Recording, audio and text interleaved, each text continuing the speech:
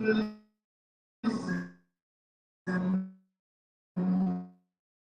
will hear sounds of victory in the air.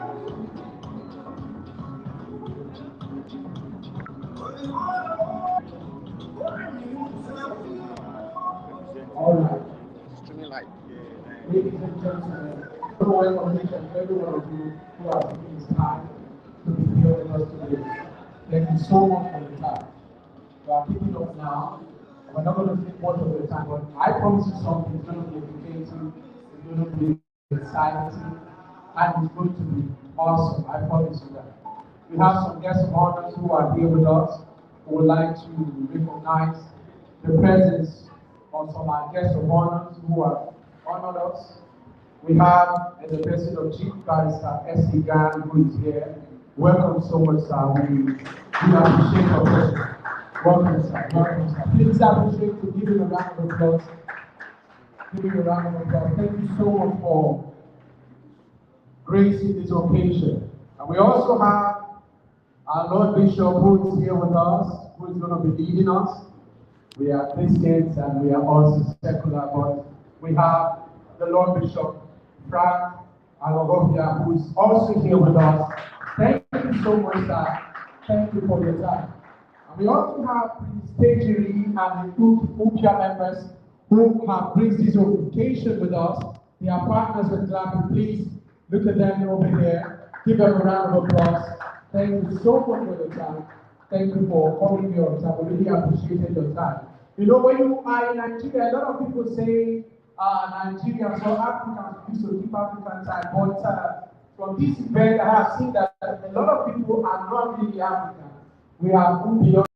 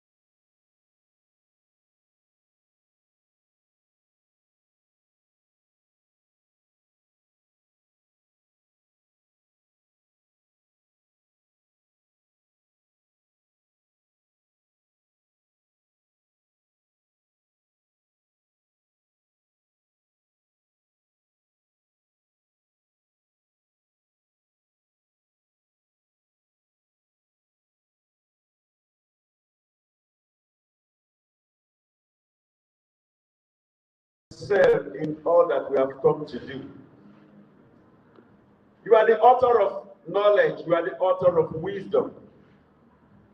Lord, we have come to learn so as to know. Prophet Hosea said, my people perish for lack of knowledge. We were told that civilization began or started here in Africa. But how come that we are now so backward? Paul said, study to show thyself approved. We have come to study, we have come to learn. Therefore, give us grace to understand what you are going to impart us with this afternoon, so that we'll go home with knowledge to impact our generation. That at the end of all things, your name will be glorified. Everyone will get home the same way they came in peace. This I pray through Jesus Christ our Lord. Amen. Thank you so much, Lord Bishop. Thank you for your prayer. You know, the Lord Bishop made a statement while he was praying. He said, civilization started here in Africa, and it looks as though we are backward. But I'm here to announce to you that Africa is about to lead the world in civilization, and everything is turning. You know, there is a verse in the Bible who says, it said, the first shall be the last, and the last shall be the first. And we also believe now that it's the turn of Africa. It is the turn of Africans to take the lead in technology and in civilization. And that is why Glappy is here. It wants to empower Africans so that we can take our place in the technological world and the advancement of technology and digital revolution that is coming up. And that is the reason Glappy has come to Africa. And so Glappy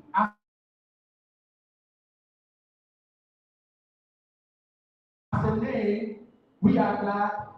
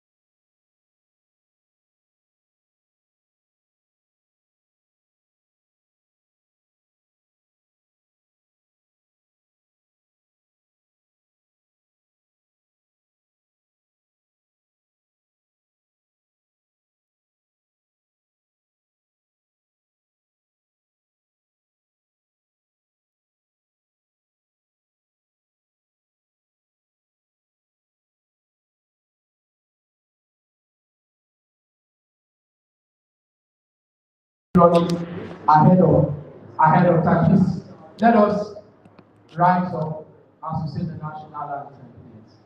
We are all Nigerians. Thank you. Let us respect our nation.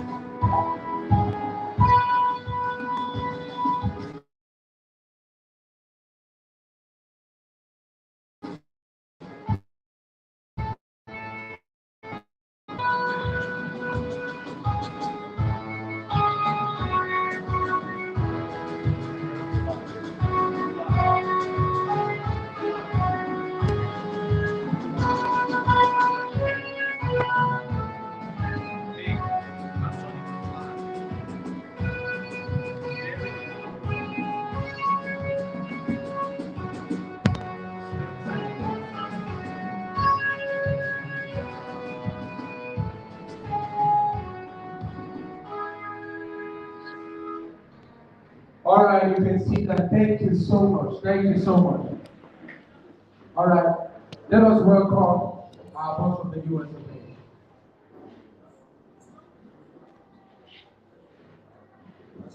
I want to tell you a little about Glappy. Glappy is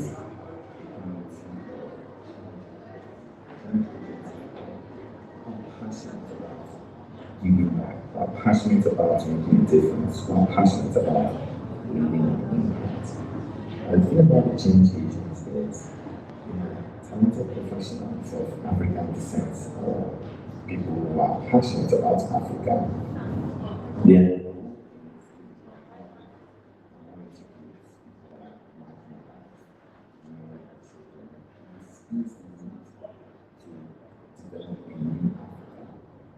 one that people can, be able to attain their human rights, one that people can be able to uplift.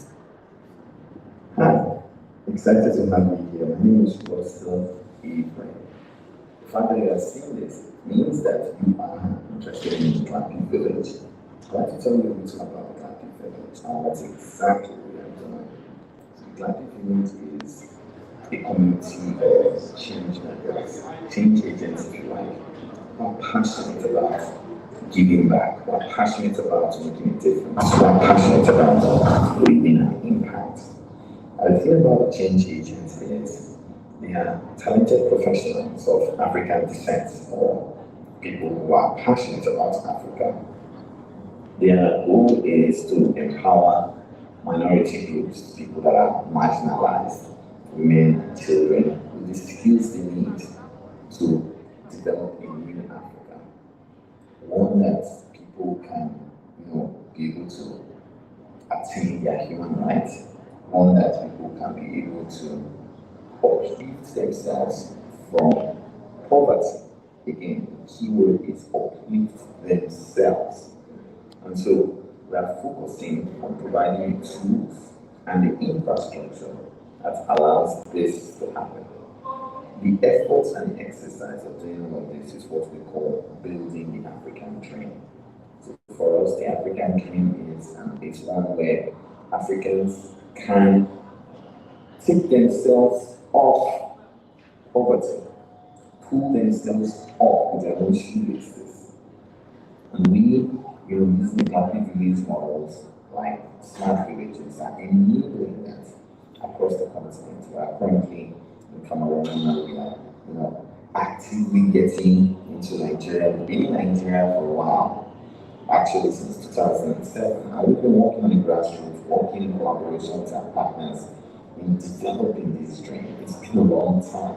But it's what we want to keep developing. We have currently, a network of nearly 500 professionals working both in Nigeria and in the US and in Cameroon to build this African dream. We're building the infrastructure, we're building the technology, we're building the teams, where we have labs where we are running experiments, agricultural experiments, to be able to see how this will work and how we can scale innovation across the continent.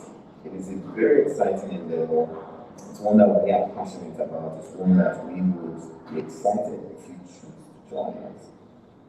This is something that we are doing of ourselves. We may not see the benefits of all of this, because the benefits might come much, much, much later in life, maybe 20, 30, 40, 50 years from now. But our children, and maybe our great-grandchildren will be the beneficiary.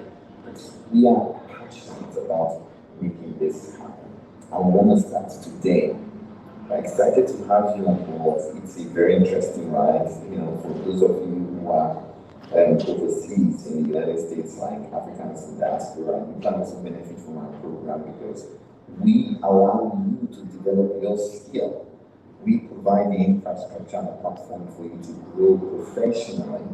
And when you make those sponsorship donations, those sponsorship subscriptions, you will be helping in accelerating the work that we are doing. Whether it is our African Kids Are Code program, we are training kids how to code, or whether it's the work that we are doing in rural communities, building documentation rehabilitation centers, empowering youth, taking youth off the streets and giving them skills where they can become global contributors towards the development of the world at large. Our goal is to be able to get there, like Singapore did in 50 years. We want to see how we can use artificial intelligence, machine learning, and other advanced tools to be able to accelerate the development of the African continent to maybe in half the time or less. This is enormous work, as you can see. This vision is huge, but again, with your support, we will be able to get there. Again, we're excited that you are choosing or considering to join us on this long, hard journey. If you do, we'll be more than happy to have you again. We're very excited to have you here, and thank you for choosing Glappy. What does Glappy mean? Something like you might be interested in. Glappy is an acronym that is glad and happy. Glad, G-A-L, happy, P-P-Y, Glappy. So it's that feeling that goes beyond happiness. Gladness. Excited to have you here and looking forward to having you, as a collaborator in building the African dream. Please let's give a round of applause to our coach who just spoke to us from USA. It's the founder of this vision. You can see that the vision is huge. It's beyond those of us who are sitting down here. We really want to help the African youth and the African nation. Like he told us, he said, if you see what Singapore did about 15 years ago that gave them a revolution and where they are today, it's something like that we want to start. So it's beyond what you can see. If you come into the program, you will see much more when you are connected with people all around the world, and you can use the power of technology to synchronize and sync energies and people working together to produce value at the comfort of your home. All right. So before we go, I will introduce you to the agile way of working, but we have some people here. I'm so sorry that we need to recognize their presence. And one of them is the chief who is here, Chief Isaac. Please give him a round of applause. Thank you so much for listening. Thank you so much for your presence. And we also want to welcome Mr. Obuchi Abona, who is here with us also. Thank you so much, sir. Thank you so much for your time. And we also have Mr. Emmanuel Owe, who is also here with us. Thank you so much, sir. We really appreciate your presence. These are our partners. Please give them a round of applause. These are our partners who are supporting us so that the African dream can be birthed. And so right about now, I want to tell you what one of the things that we do in Glappy. And one of the things that we do in Glappy is what we call the agile way of working. Today I want to talk to you about agile and its incredible relevance to organization in our fast-paced and ever-evolving world. As a seasoned agile practitioner, I have witnessed firsthand the transformative power of agile technologies and frameworks in countless organizations. Agile is not just a buzzword or a passing trend, it is a mindset, a philosophy and a proven approach to achieving success in the modern business landscape. In our dynamic and uncertain market, organizations are faced with constant challenges and rapidly changing customer demands. If you are working in a present organization, you should know that the customer is the boss now. If you are a business owner, if you don't follow what the customer wants, in no distant time, you will be out of the business. And so, to stay ahead of the curve, we need to be adaptable, responsive, and able to embrace change. This is when Agile truly shines. It provides us with a framework that encourages flexibility, collaboration, and iterative development, enabling us to deliver value to our customers faster with higher quality. Agile allows us to break free from traditional rigid linear ways of working. Instead of spending months or even years on a single project before delivering any tangible result, Agile empowers us to work in short-time burst iterations known as sprints. This iterative approach allows us to gather frequent feedback, make necessary adjustments, and ensure that we are always on the right track. By doing so, we can respond to changing requirements, market conditions, and customer expectations with ease and efficiency. We are living in a world where things are moving very fast. And if you want to be ahead of the curve, you need a way of working whereby you are following the pace of things so that you can be relevant in the marketplace, you can be relevant in your business. And one of the things they teach you in this academy is the agile way of working. That's what organizations all around the world, real tech organizations, that's what they are using to work these days. And you can see, if you have your phone, you can see that once in a while your phone is being updated because customers are demanding new things all the time.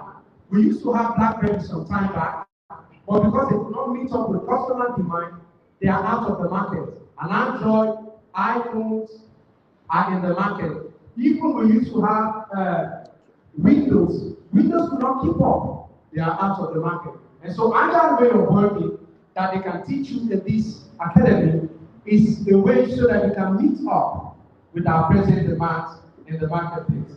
They say, but Agile is not just about delivering products, services faster. It's also about delivering value through practices like user stories, prioritization, and continuous integration.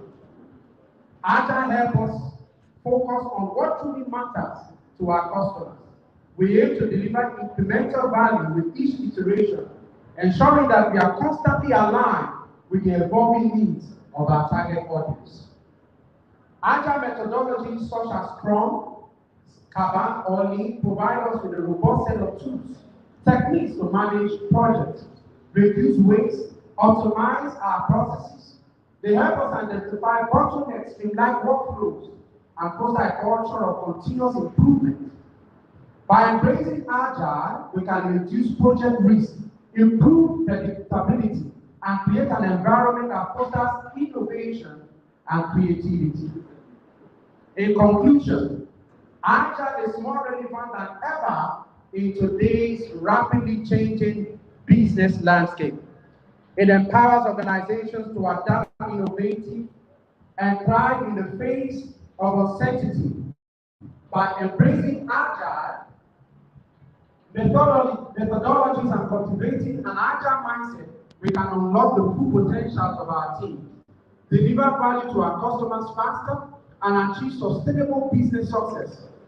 So let us embrace the Agile way of working, break free from traditional constraints, and embark on business with confidence, resilience, and success. Thank you so much.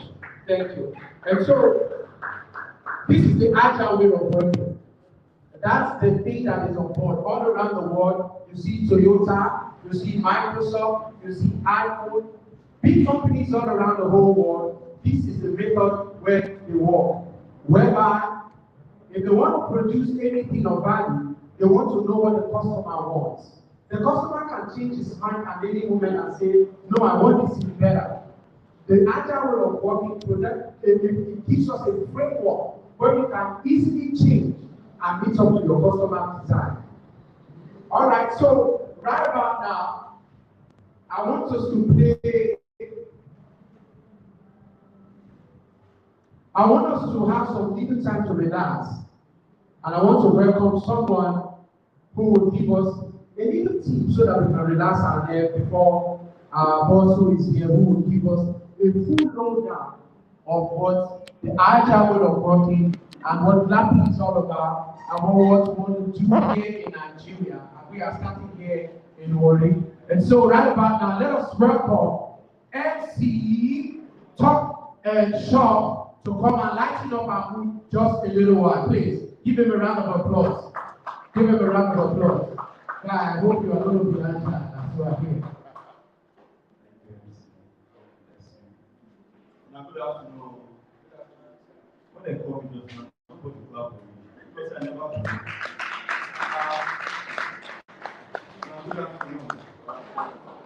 me introduce myself once more so that you clap for me. I am MC Talk and Chop. When I talk, I chop. You get what they happen for Nigeria these days? Since when they increase fuel, things don't change. I did house yesterday this week. I thought they hear my neighbor and they discuss. Me and the wife they discuss. I hear money, sell it. Just sell it. Sell it and get a bicycle. Just sell it and get a bicycle. What do they want to say? They want to say their motor. Then they buy bicycle because fuel don't increase. Just imagine. That aside, I go buy suya. You know, this is when they both Tinubu game. In poster full everywhere. Tinubu. Everybody they shout Tinubu. We bring the change. I go buy suya. I buy suya finish. The suya man not pepper for my suya. Now say Aboki, what is the worry you? You not put pepper for my suya. And the Aboki man look at me, Kai, but I say your head not correct. He said, look the paper when I take serving the suya. He said, which picture is there? Now I say, as I look at the paper, the newspaper, and I think who picture is there? He said, this man now wants pass pepper. That aside, you get what I did notice. You get what I did notice since when Tinubu entered. You know, so when everybody they post about fuel price, girls don't really post about fuel price. Where they perform? Or if na Brazilian head just now, una go dey post. That aside, the reason why I am here, I be Glappy to begin. I dressed this morning, now I tell my girlfriend, say, babe, I'm going to Glappy. Let's say, I'll follow you, I love that restaurant. Now I'm done. Restaurant. I said, no. He said, see, when that place, they say Chinese food. She dey come, make she go sit down for the restaurant. And so I carry my girlfriend go Chinese restaurant, make she go chop. Because they can do wasabi. I've been there before. I've been there. We go there, they bring menu. He say, I'm used to it. Now I look the waiter. He say, give me number 6 and number 4. And they write everything in Chinese. Then me, I look the list. I got the waiter, I been come. We ain't fried rice, they go. And the waiter say number 12. And so they give me number 12. My grandmother carry number 1 and number 4. When they bring my food come, then they bring cigar and lighter for her. That aside, you know say, you get the kind of money when you go give pastor as tithe. You go down when you pray for them. Una know? Una no know? Okay. I go church one day. Now I drop my tithe. So I drop the tithe for the basket. Sling, very sling like this. Sling envelope, I just drop her. The pastor just put her maybe and say, what's that? People they come to drop money. So now I just drop the envelope. My pastor come with the next envelope. Now he open her. I say, my son, come back. Let me kneel down. Pray for me. Pray for me, my son, pray for me. You know, say, get when you go up the which not be kill you. No. Marry ugly wife first. If you marry ugly wife, una dey sleep. If wish come, auto press you. If you see that, you say, our neighbor dey here. He go leave you. And the crack truth since people no dey laugh. Why now? Una forget Tinubu. The economy will change. Just vote me. Una vote me. No be lie o, una vote me, things will change. You understand? Because you not believe me. Vote me. If I chop, you chop. Yes, every can be talk and job. I'm not going to waste my time because the same one of my brother wants to talk. When that guy talks, he will not give one time, I'm going to give time. Eh? See, the way Nigeria go now, everybody the best. Everybody the best. So say now, guess not the pay for boys again. Now, keke driver they pay for. I just like.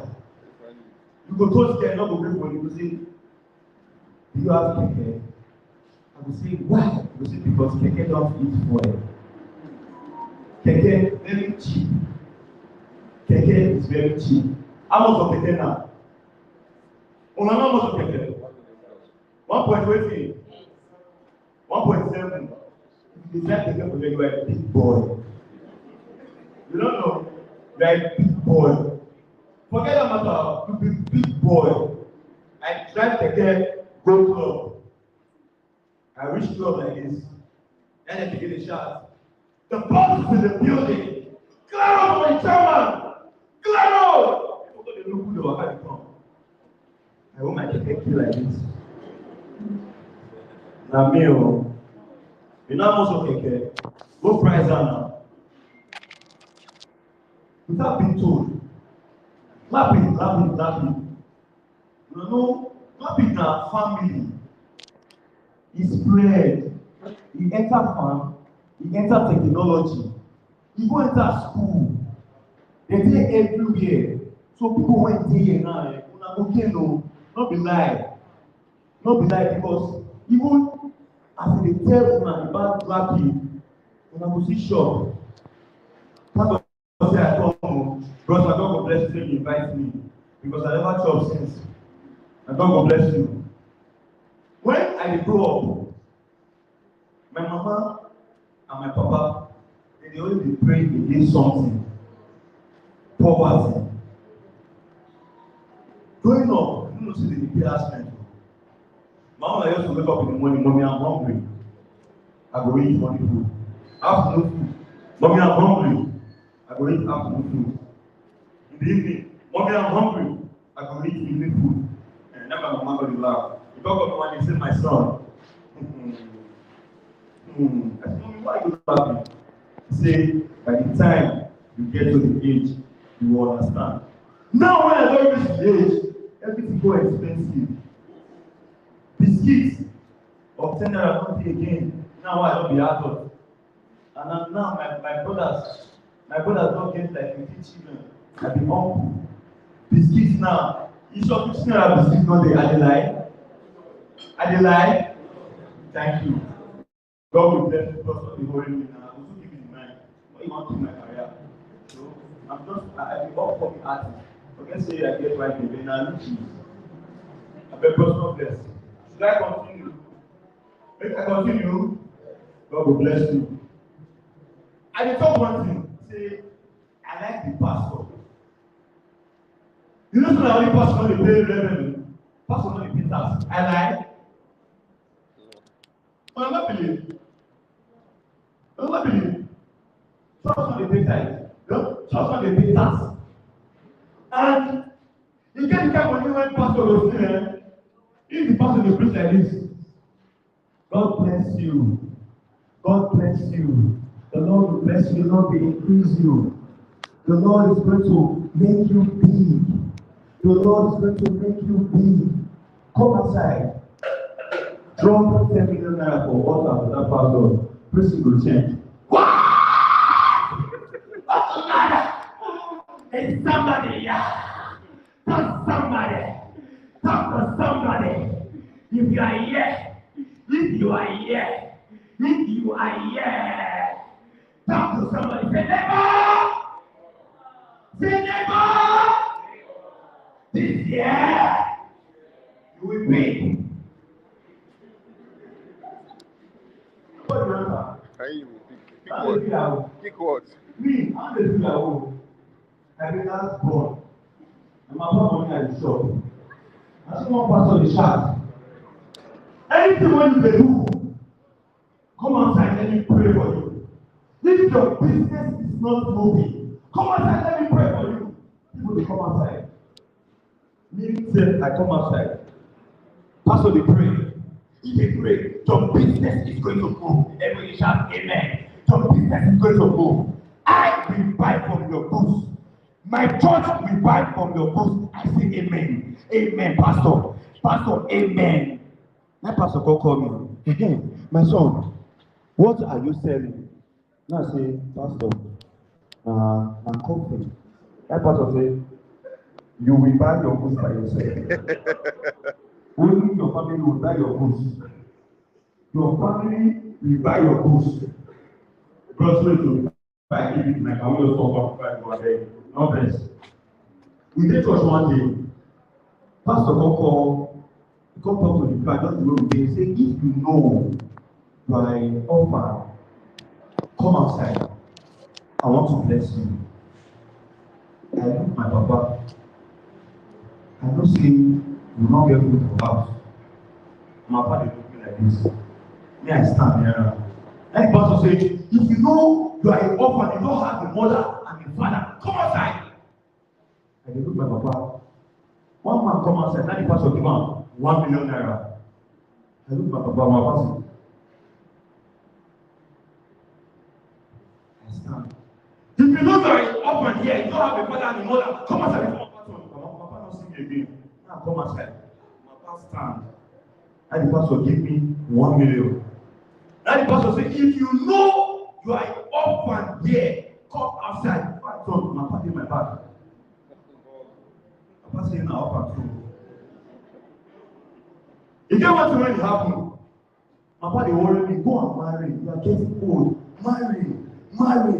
I said, Daddy, I go marry. I take off my glasses because it's the worst. Then my papa tell me say, he get one man who say, if you marry a daughter, they will give you 100 million naira. I said, what? Daddy, he said, yes, my son. 100 million naira if you marry the girl. I don't want to be. I said, Daddy, go there. I don't care about because I go to work. I don't carry what. Daddy, go there, go. My papa follow me now, we reach the house. We sit down, we don't drink for people. Wah. We call the waiter. And the man say, are you the one to marry my daughter? I said, yes. I am ready. He said, are you sure? And the man said, okay. Where is your account? I don't bring out my account. He said, call your account. I said, 08024. He said, which bank? I said, okay. And he, wow. Now see about. And he go say, yeah, come. Your bride. Oh my God.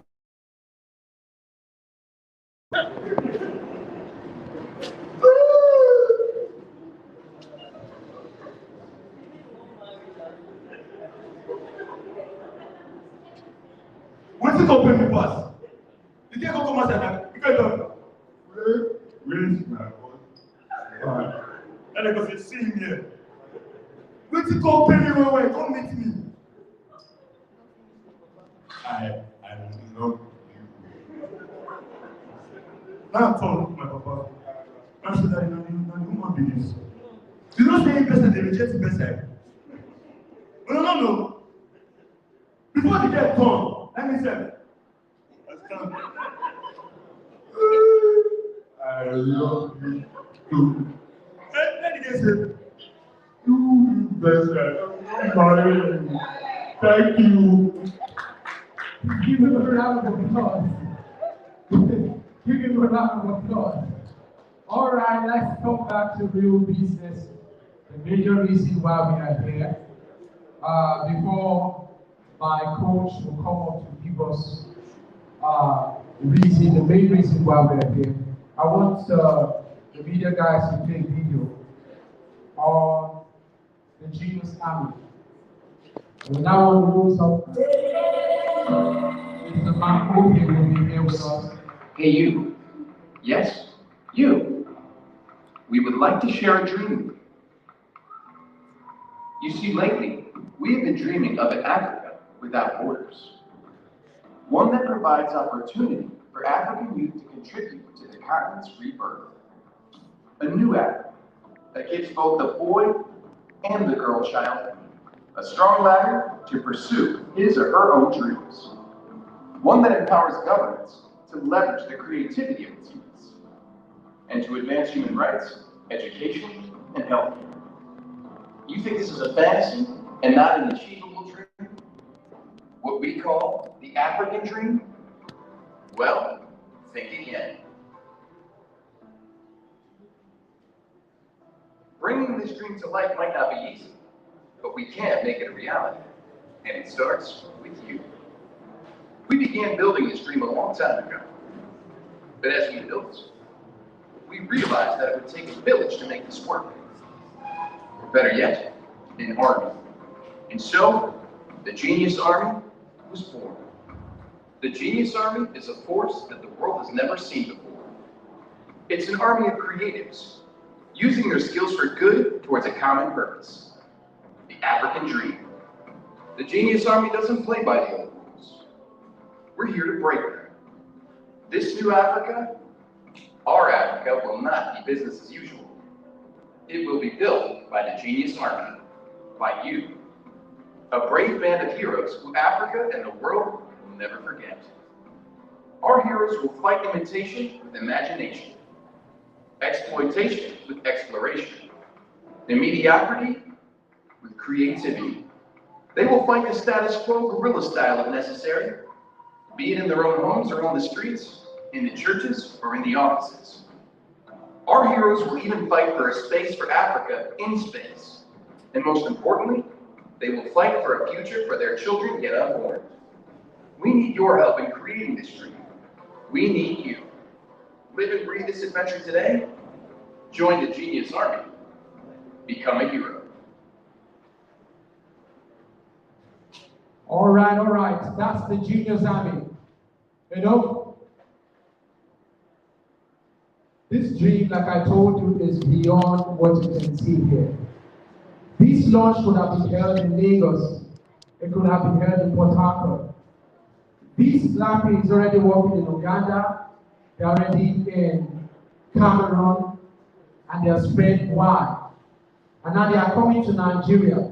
But I will tell you that there is one man who has stood firm, and he did all he can to bring it down here to Warri City.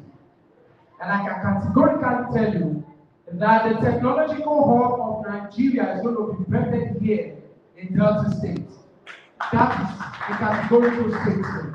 You know, before we started, I told you before that we have a lot of young minds who are here who are using their intelligence the wrong way. But we want to transform that, and it's beyond this very place. And one man who has stood firm, who made this thing to happen here in Delta State, is going to give us a presentation to tell us all about Glappy and the innovations of Glappy and all the things that they have planned. It's one and only Mr. Victor. Okay, please welcome my coach. I call him the anti-coach. That's my man, Mr. Ogie. Please give him a round of applause. Thank you so much, guys. Thank you for the opportunity you want to give to the others and the opportunity you want to give to each and every one of us that are here. Please welcome him again. Thank you, sir. Thank you very much for the introduction, Mr. Pedro. Good afternoon, everybody. Good afternoon. I want to take a moment first to appreciate everyone in this room for taking the time out of your busy schedule to honor our invitation. Truth be told, you could have been in 10 different places today, but you chose to be here. So on behalf of the Glappy management and my team down here in Warri, I say thank you. My name is Victor Ogie, as you have already heard, and I happen to be the program coordinator of Glappy Nigeria. And today I'm going to be talking about Glappy, who is Glappy, what we do, why we do it, how we do it, and why we have invited you here to come to see what we are doing. So the first question would be, who is Glappy? Give me a minute.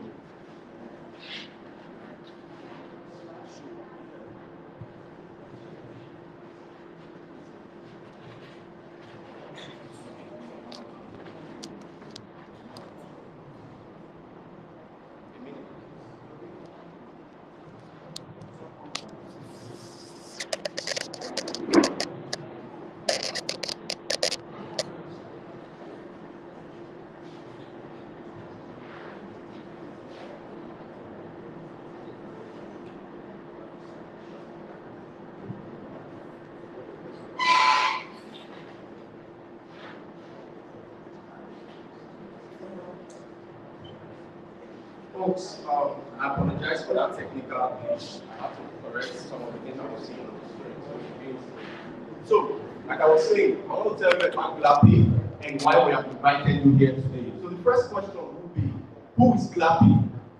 Like you see, Glappy is a portmanteau. That means it is a word gotten from the combination of two words, which are glad and happy. That's what it simply means. And it means that we provide an environment where happiness and mental wellness is paramount. That's our first key. We are very, very concerned about happiness and gladness. That's why we coined the name Glappy out of those two words. So now, talking about the Glappy Village. The Glappy Village is a pioneering tech organization with a mission to change the narrative of how Africa is perceived on the global stage by leveraging on the power of technology to drive innovation, to empower local communities, and in turn, transform lives across the African continent. Now, at Glappy, we are dedicated to this transformation because we believe that Africa has immense untapped potential, and by harnessing the power of technology, that we can bridge the digital divide between the rural areas, the urban cities, and the Western world. Africans are very advanced people, very smart and intelligent people. I don't know if you will agree with me. But do you know the problem? Thank you for that ovation. Do you know the problem? We have been conditioned, or rather programmed, to think otherwise. That is why we are here today, to rekindle our memory, to cause awareness, to bring us back to the realization of who we are as Africans. And Glappy is the transformation vehicle that we are using to drive this initiative across the African continent.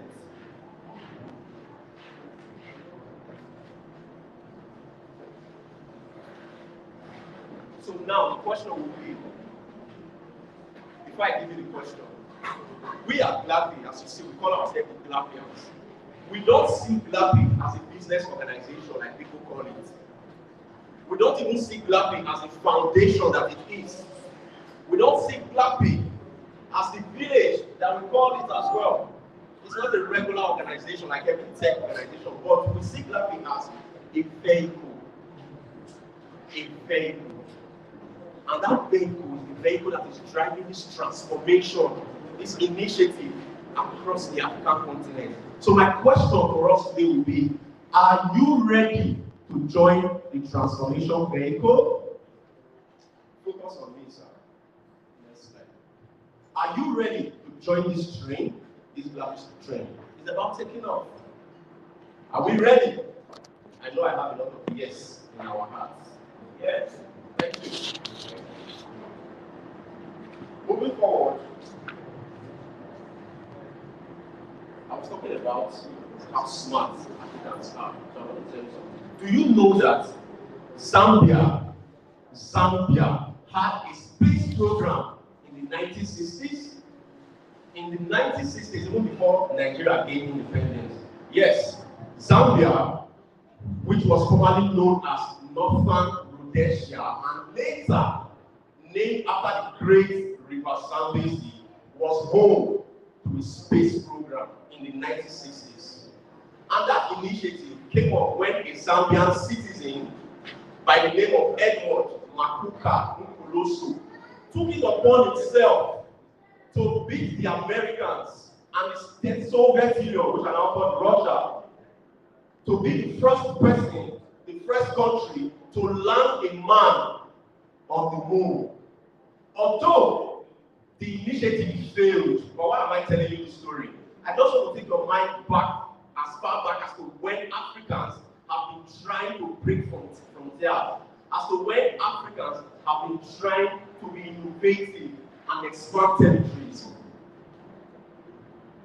Ladies and gentlemen, let me pause for a minute and see if this resonates well with us. Does it?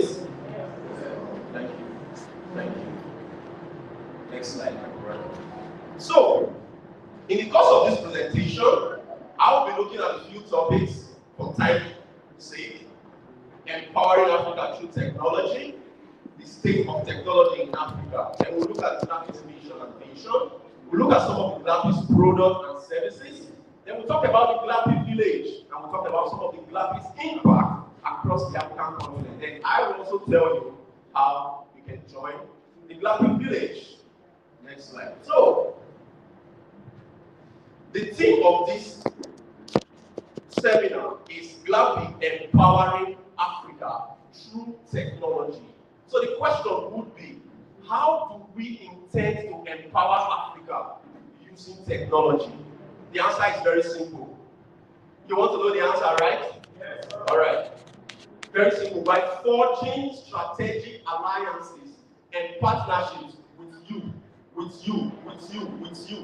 schools, with universities, with public organizations, with private organizations, with traditional councils. So Glappy is dedicated to closing the digital divide and ensuring technology access across the African continent. So that is our first focus, ensuring technology access across the African continent. So if you think Glappy is an initiative that you would like to subscribe to, please give me a thumbs up. Great.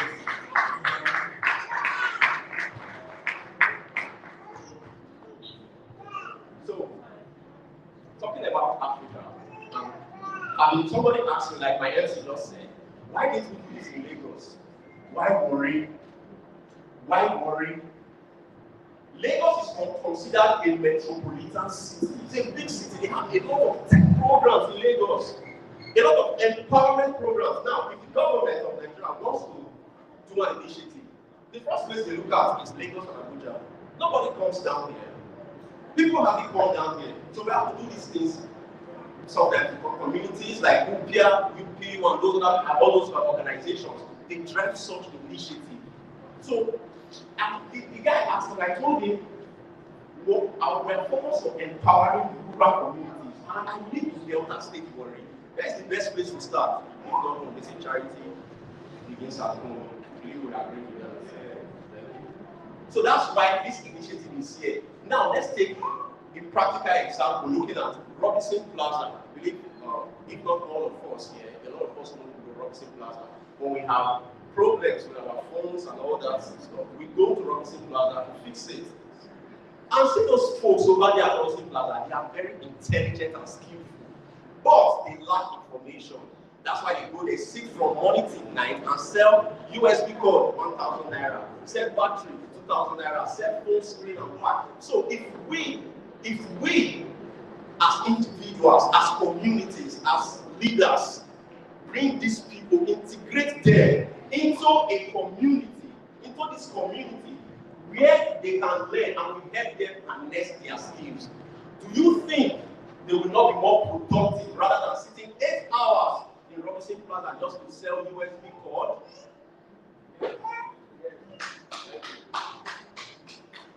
Please, you want to clap?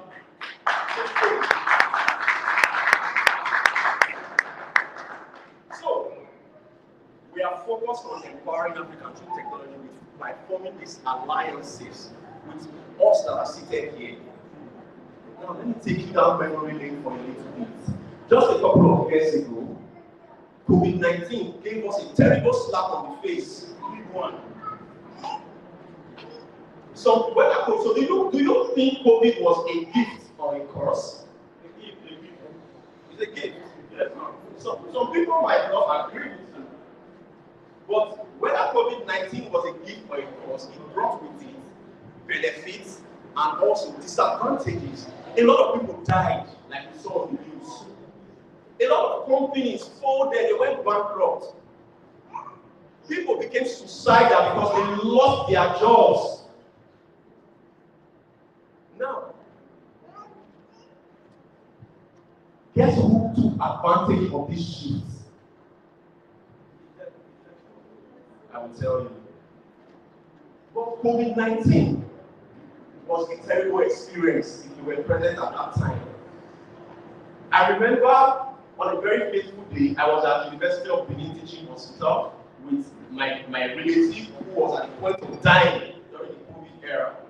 And while I was pacing down the hospital hallway, I noticed a woman whose case was even worse than my relative. And she turned to the nurse. She was fighting for breath. But she turned to the nurse and was like, she was begging for words of encouragement from the nurse. Can you imagine what the nurse did? Can you just imagine what the nurse did? I will leave you to ponder on that. I'll come back to it. You can remind me. But in the meantime, whether COVID-19 was a gift or a cause,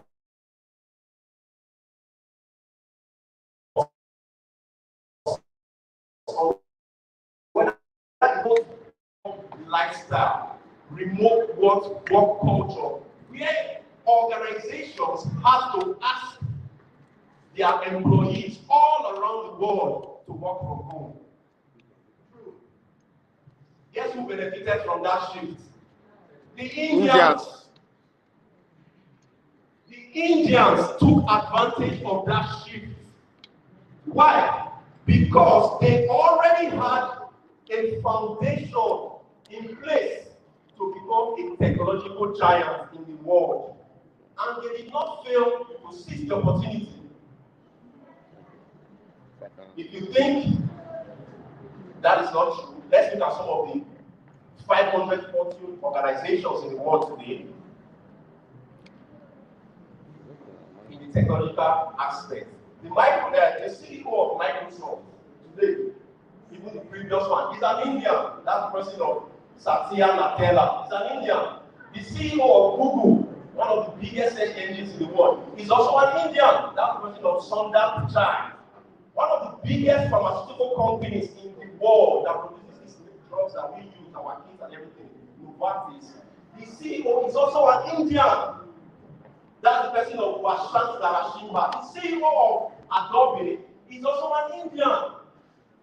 These are 540 organizations. So tell me, what do you know about Indians? Now, what do you know about Africans? What do you know about Nigerians? And what have you heard about my people of Delta State? I need you to ponder on that. Ladies and gentlemen, I want to pause for a minute and see if this is resonating well with us. Please, you can give me a thumbs up. You don't need to say a word. Thank you. Thumbs up is getting plenty. The first thumbs up was only like 5. Now it's getting to like 1 million. I like it. My God!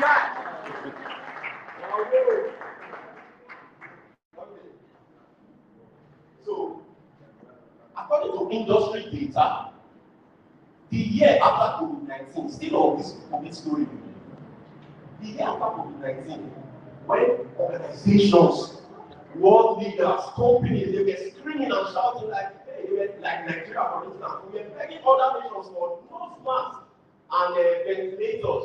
Indians, after the year, at the financial year after COVID-19, Indians garnered a revenue of $227 billion. Guess what? A huge percentage of that amount was gotten from technological export. Precisely $178 billion was gotten from technology export. That is to say, more than half of India's revenue came from technology export. And that has made India the 6th largest economy in the world today. Because they were ready, they were aware, they were prepared, they had a foundation. And when they saw COVID, for some people it was a cross. People lost their job, people died, some businesses went bankrupt. So businesses, some other businesses took over other businesses, which is called hostile takeover. But Indians, like coaches were crying, Indians gathered such amounts from technology export. Why am I telling you this? There is a digital revolution that is currently happening. It's already happening. There was a 4th digital revolution, which was the emergence of machine learning and the Internet of Things, IoT. Now there is a fifth digital revolution. It is already happening, and it is called the emergence of artificial intelligence. Now, what is the benefit of artificial intelligence? If you look at, I thought there was AC in this one.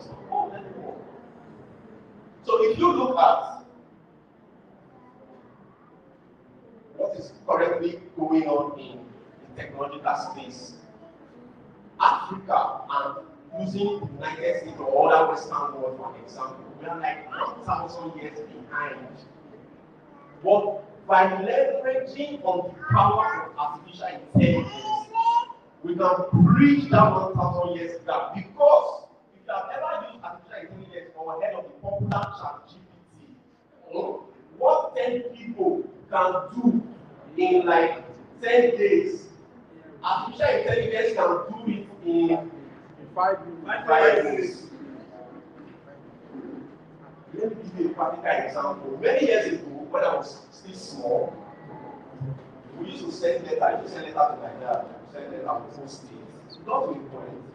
Nobody sends letters anymore. So what do you think happened to those folks that were working in the post office? Like my brother here said, the agile way of working gives you the opportunity to plant small, you scale small, you plant small, you deliver small. So see, folks that are working in post office, they lost their jobs because they did not learn any new skill. They did not improve themselves in the area of skills acquisition or getting information of what is happening. So we are here. One of the reasons we are here today, one of the reasons we have invited you here today is to create that awareness. So that even if you are not interested in learning a skill or joining this community of highly skilled practitioners, your child might be, your sister might be interested, your brother might be interested. I see a lot of parents here. We might not want to do this, but we might want to empower the next person around me. I see my dad is here. I don't expect my dad is here to come and join and like they want to learn technology at this stage. But they can say, what do you talk? If they don't do it, they have a community. Then they can go and empower the children back home and say, hey, there is something that is happening in Warri, where you can come into this village, learn a skill, be innovative, be able to contribute to a bank of knowledge and ideas, be able to collaborate with like-minded professionals like yourself, and in turn become employable out there. Let me shock you. A lot of community members that you see, they don't work in Nigeria. Some people come into our program, we train them, we get them ready for jobs, we get them ready for interviews, and we don't give them the opportunity to go for jobs, remote job. What I mean by remote job is like you working in London and living in Warri, any pounds. Just imagine by the way that they are paying you 30 to 50 pounds in an hour, and I'm working 6 hours a day just sitting on the computer. Is that not something you like? Because what's the benefit? It gives you the opportunity to spend time with your family, that's one. It also gives you the opportunity to do your own thing. You don't have to wake up in the morning every day and just you are heading straight to the office, the traffic, think of when you are working in this remote way of working, it gives you the opportunity to you can wake up even with your boxers or your underwear and just put on a suit when it's on the camera and that's one of the benefits of getting this awareness. So we are trying to say that something magnanimous is happening, which is the emergence of artificial intelligence. And by leveraging on technology, we can actually transform lives, drive innovation across the continent, and also empower local communities. The world is global. Local communities, rural areas across the African continent. Now, of years ago, precisely 2007, Steve Jobs, that's the CEO of Apple, is based now. He launched the first iPhone. The first iPhone launched in 2007. And the then Microsoft CEO, who was Stephen Anthony Ballman, the billionaire, an author, and also a philanthropist. He was asked in an interview 2007, like, what do you think about this new product that Apple launched? And he said it will not sell. Said Apple just made the biggest mistake of their life, that this product will not sell. Why? Because it didn't have keypads. Remember, 2007, Apple launched in an era that was ruled by research in motion, BlackBerry. A lot of us here use BlackBerry, and my brother there mentioned BlackBerry. BlackBerry, Nokia, and other mobile phones that was using the Windows mobile operating system. Don't forget, Motorola and HTC were also prominent players in this field. Apple came out, rolls out his ugly head or beautiful head, and they said it will not sell. Now, fast forward to 9 years later, the Bloomberg, they called Steve Ballman, and they said, hey, Oga, that interview that time, you said Apple will not sell, because now Apple has become like a giant. Yes, and he said in his own words, he said, I wish I had thought of subsidizing mobile phones through operators. And he said one of the biggest mistakes that Microsoft made was not to have ventured into mobile phones and tablets. And he regretted it. Why am I telling you this story? Because another digital revolution is happening. I'm not saying it wants to happen. It's already happening. On a daily basis, I use artificial intelligence and automation to do my work. It makes it easy. What all of us can do here, with artificial intelligence, I can do it in less than 5 minutes. I'm not bragging. My folks are here, they know it. So I'm telling you stories to wake up your mind, to revamp the African in you. We are the giants of Africa. To wake up your mind, to let you know that this shift, so that when you go home today, you can tell your child, say, come, so today what they call AI, artificial intelligence. People are using it, come and learn it. Prompt engineering. So we are making this, what I'm simply doing here is to make you aware of what we are doing. And also let you know that you can join the Glappy thing, right? This transformation. Now let's look at the state of technology in Africa. Allow me, please, if anybody that can answer me, what in a single word, what can you say about the current state of technology in Africa? Anybody want to try? In a single word, what can you say about the current state of technology in Africa? You're lagging behind. Anybody want to say something? Go on. Sure. The current state of technology in Africa are lagging behind. I get any more response from the crowd? Anybody? Okay. All right. Give me a minute, let me get to that brother. I know what you want to say. So tell me in one word, what do you think about the current state of technology? Backward. Do you like it? No. Do you think you can do it? Sure. Okay, so let's look at the state of technology in Africa. So, across the African continent, the relentless spread of networks, of sensors, of artificial intelligence, of automation is driving a revolution. Mark that one. It's a revolution. But it's not a chaotic revolution, it's a digital revolution. And it's driving this revolution that will place Africa as a global giant in the next 10 years. So we are targeting 2033. Mark this word. In the next 10 years, ladies and gentlemen, my daddies and my mommies, my youth, kids, in the next 10 years, if you don't learn a technological skill, you might be out of business. Even if you are running, now, let me pause for a minute. Do you agree with me that technology has hijacked every area of human existence? Yes. Please, a round of applause for yourself.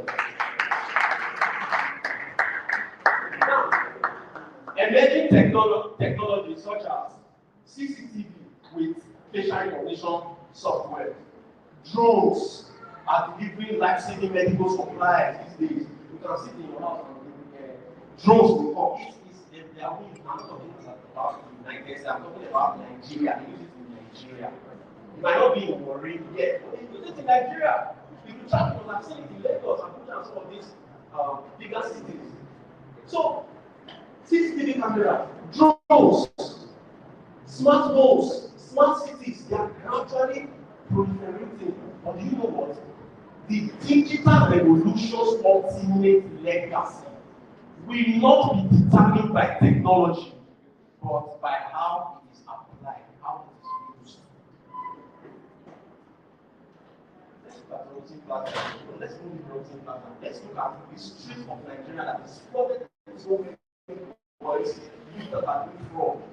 The American government are complaining seriously that Nigeria is Nigeria. That even if a Ghanaian does it, it is in Nigeria. If a Kenyan does it, it is in Nigeria. So what can we do to sanitize our youth, to sanitize our children, to clean the streets? What if we integrate all these so-called Yahoo boys and bring them into technology where we can harness those their skills and get them employable in large organizations across the world? You know one thing? They don't know. If they know or if they knew that computer skills knowledge they have, they want to like okay, let me nurture it like one thing they may see, and I want to nurture it. If they know that there is an opportunity for them to live a fraudulent life and come into where they can be productive, where they can contribute to the total GDP of the African continent, do you think they will not subscribe to it? But who is going to tell them if not you and I and everybody that is there? So that is one of the reasons we have asked you to come here today. So that this good news of transformation can be spread around the continent. Ladies and gentlemen, is it making sense? Yes. Thank you.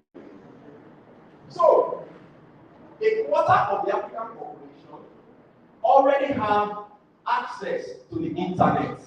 Do you agree with me? Mobile technologies alone have generated 1.7 million jobs across the continent. And that has translated to about $144 billion, which is equally about 8.5% of the continent's GDP. Is that not amazing?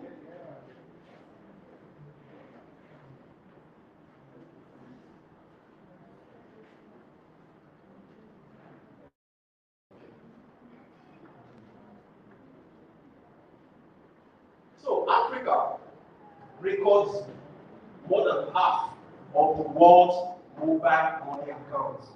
Peer-to-peer financing, or what they call P2P financing. If you are doing those P2P trading on your phone, some of us read binary Bitcoin stuff and all that. Africa has more than like close to half of the world's mobile money accounts.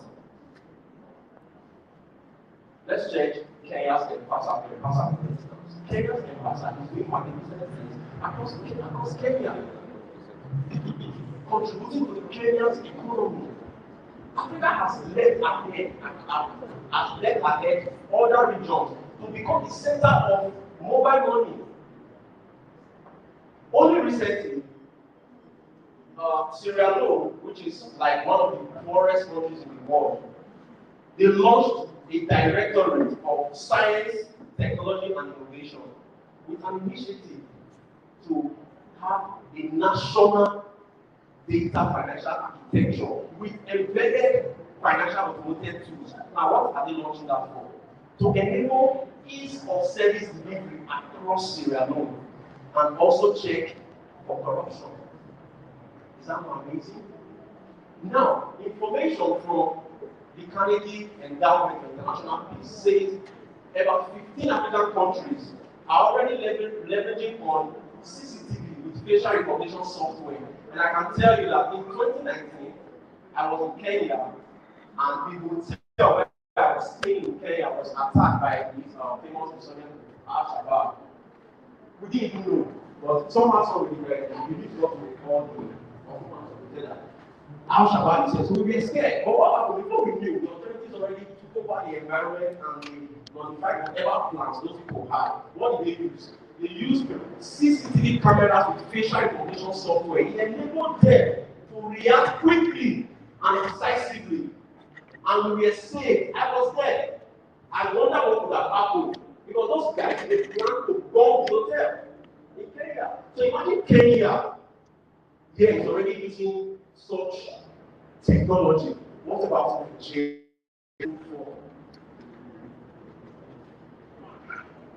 Now, these are some magnificent innovations across Africa. I don't know if you see this photo where the young man you see there is Usman Dahatu, is from Zaria. And this device you are seeing, he made it himself and his friends, see the two of them, and they called it an iCard. What does it do? You can see eggs, you can see television, you see pots and all this cool stuff. This guy made this thing from drum, normal drum. Those drums that they put diesel and oil. He made it from drum, and he's in Nigeria, from Zaria. This guy has been looking for sponsorship, partnership, and you know the kind of environment that we live in. You get this thing is solar powered, doesn't use light. It's solar powered. As I'm talking to you, this iCard is already food vendors are already using it in Abuja and some parts of the north. Show me the next slide, please. This guy is Kehinde Durojali. He's a Yoruba guy from Okura, I think from State. And he's popularly known as Kenny Jet. See this thing you are seeing there that looks like one. He called it an amphibious aerojet. You know what he does? He has tried this thing on water, he moves on water. He drives it on the road. The only thing that is remaining is to fly it. He has not been able to do that yet. Maybe he has done it yesterday, but I've not checked. Or maybe he has done it now. What am I trying to tell you? Why am I showing you this picture? These pictures. I'm trying to show you what Africans can do. How innovative Africans can be. Instead of leaving our brothers to be sending USB charger or batteries and getting 1,000 in 8 hours, we can actually tell them, come home. There is a community called the Glappy village where they have innovation, where they have skills empowerment in all areas: agri, health, software development. So these are just a few. There are many. I believe when we go on YouTube sometimes, we see these amazing guys. They carry the electric bulb and fix it to the mundane tree. I don't know if anybody has seen that. Yeah. And they generate electricity. Have you ever thought of like, what are these guys doing? How can we bring such people into the community? So you see these photos I just showed you. There are some of the kind of people we meet in the Glappy Innovation Village. And I will tell you more about that. We have a Glappy University, a physical university here in Warri, which is currently undergoing renovations and branding. I will talk about that. Now let's talk about Glappy's mission and vision. It's simple. When we walk into this place, I shared something like a small map which talks about. I just wanted us to have an overview of what Glappy is, what we do before we get to this point of the conversation. So, what is Glappy's vision? It's simple. It's to make Africa a technology hub. That is what we are focused on, to make Africa a technology hub. I don't want to say too much on that. Then what is our vision? It's to empower our vision, our objective is to empower 1 million Africans in the next 10 years. So we want to have this currently we have thousands. We have thousands of Glampians scattered across Africa. You will see more. So by 2033, which is 10 years from now, we want to have 1 million Glappians in our community. We want to know that yes, I can look to my left, I know that there are Glappians here, I look to my right. So are you going to join this community? Are you going to join this movement? Are you going to join this African dream? Is the question for us to ponder. Next slide. Now let's talk about some of the Glappy's products and services or services. I don't intend to keep because so we have diverse products and services. So some of our products are software products. We build software through our subsidiary companies. We have 2 subsidiary companies, Procel and Progress Space, all located in the United States. So what we do, all of us have banks here, we have bank accounts. Yeah? So you see that app that you are using, you go to GTB, you log into your app, you build things like that. I'm not saying you build GTB app, we have done apps for banks in the United States and across some continents and some countries as well. So we have digital products, we do web applications, we do mobile applications.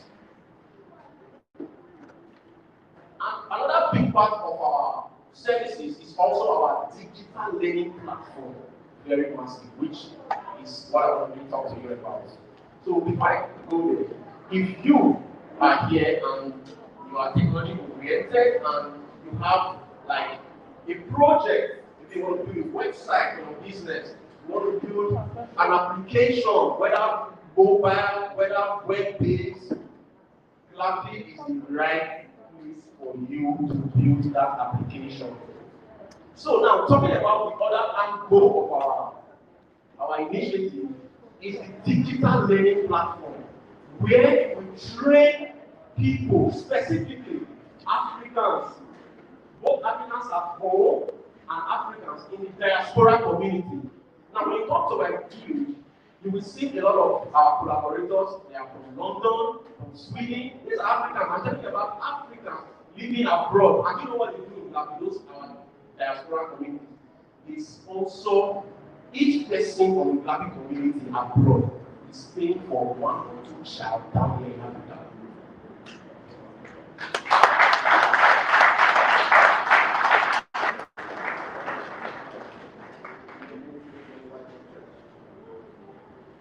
So, talking about our digital learning platform, we provide learning in different areas like agile project management, product management, software development, AWS cloud technology, DevOps engineering, data analysis, cyber security. And this learning platform is broken down into 5 phases. What are the 5 phases? We have the registration. That's when you decide to join us. It's the registration. When you get to meet with the HR team, they give you all the orientation, like wisdom in university. They give you orientation as you come in, let you know what the Glappy community, what the environment is all about. Then we have the learn phase. That is where you learn any of these skills that I just talked about that we offer in our community. And the learn phase basically consists of digital readiness. What is digital readiness? For those folks who have not ever touched a computer before in their life, don't even know how to on a computer, give them that training called digital readiness, and getting them introduced to the digital space. Then we have what we call tools readiness. That's what we get them, we teach them, lecture them on the tools that we use and some of the software development tools that you encounter out there when you get into a job. And we also have what we call project readiness. What do we do there? All these are in the learn phase, remember? What do we do in project readiness? We get people ready for projects. Like for instance, tomorrow we get into an organization like Google and we are the desktop support technician. If you train from Glappy, you must have already known how project works. Because we provide real work environment. We provide simulation environment, like real work environment, consisting of our subsidiary companies, Brussels Law, and Problem Space. So we get to remember digital readiness, tools readiness, project readiness, then we get to soft skills readiness.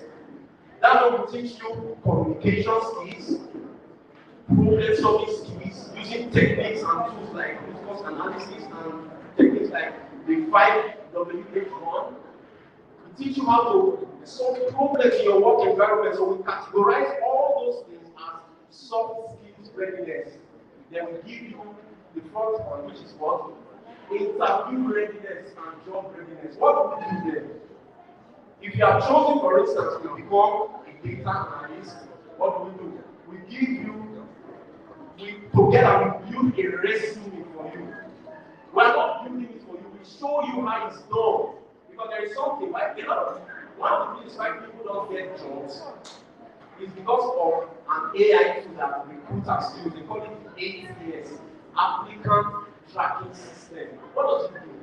When you do your resume, because imagine a job comes in less than 5 minutes, 100 have like 200 applicants, 300 applicants. So how do you cope in that pool of expert, of professional, of experienced data analysts, for instance? So the ATS, they subject those 200 applications into the ATS machine. And the ATS has criteria. For instance, if you have some things in your resume like the font size, you use too much formatting, too much colors, the ATS will just keep it, and you left like it. So most times, if you put that, they're not seeing your resume. That thing is submitted. They don't see it. Because the ATS has already kicked it out. So what do we do at Glappy? We show you how to beat the ATS. We show you how to write a professional resume, a professional cover letter, and we revamp your job social media profile. When I say social media, I'm not talking about Facebook and Instagram. I'm talking about job social media profiles like LinkedIn, like Indeed, like Monster, like Dice, like Zip Recruiter. We get you ready with all these tools. So that when you come outside, you know you can shoot your resume and apply for a job. Then the last thing in the left phase is the interview readiness. We coach you one-on-one coaching in scenarios where you meet an interviewer. And trust me, most of the interviewers you meet, especially in the digital space, they are Indians. They are also Indians. That's why we are seriously campaigning to make sure that Africans take over that space because we have an advantage. Indians have a time difference of more than 12 to 15 hours with the United States, and we are just like 5 hours, 6 hours for them. So they prefer working with us, Africans, than the Indians. One, because of our time zone. So talking about our services, I've mentioned, in case you forgot, I mentioned digital readiness, tools readiness, project readiness, soft skills readiness, job and interview readiness. And when you pass this phase in the lead, you pass these 5 modules in the lead phase, we give you a Glappy exam. When you write the exam and you pass, you now graduate into what we call the build phase. Now, what is this amazing thing about this learning phase? It's totally free. So you don't really have to pay anything for it. So that is why it's the Glappy Foundation. I thought someone would like give a round of applause for that. It's not easy.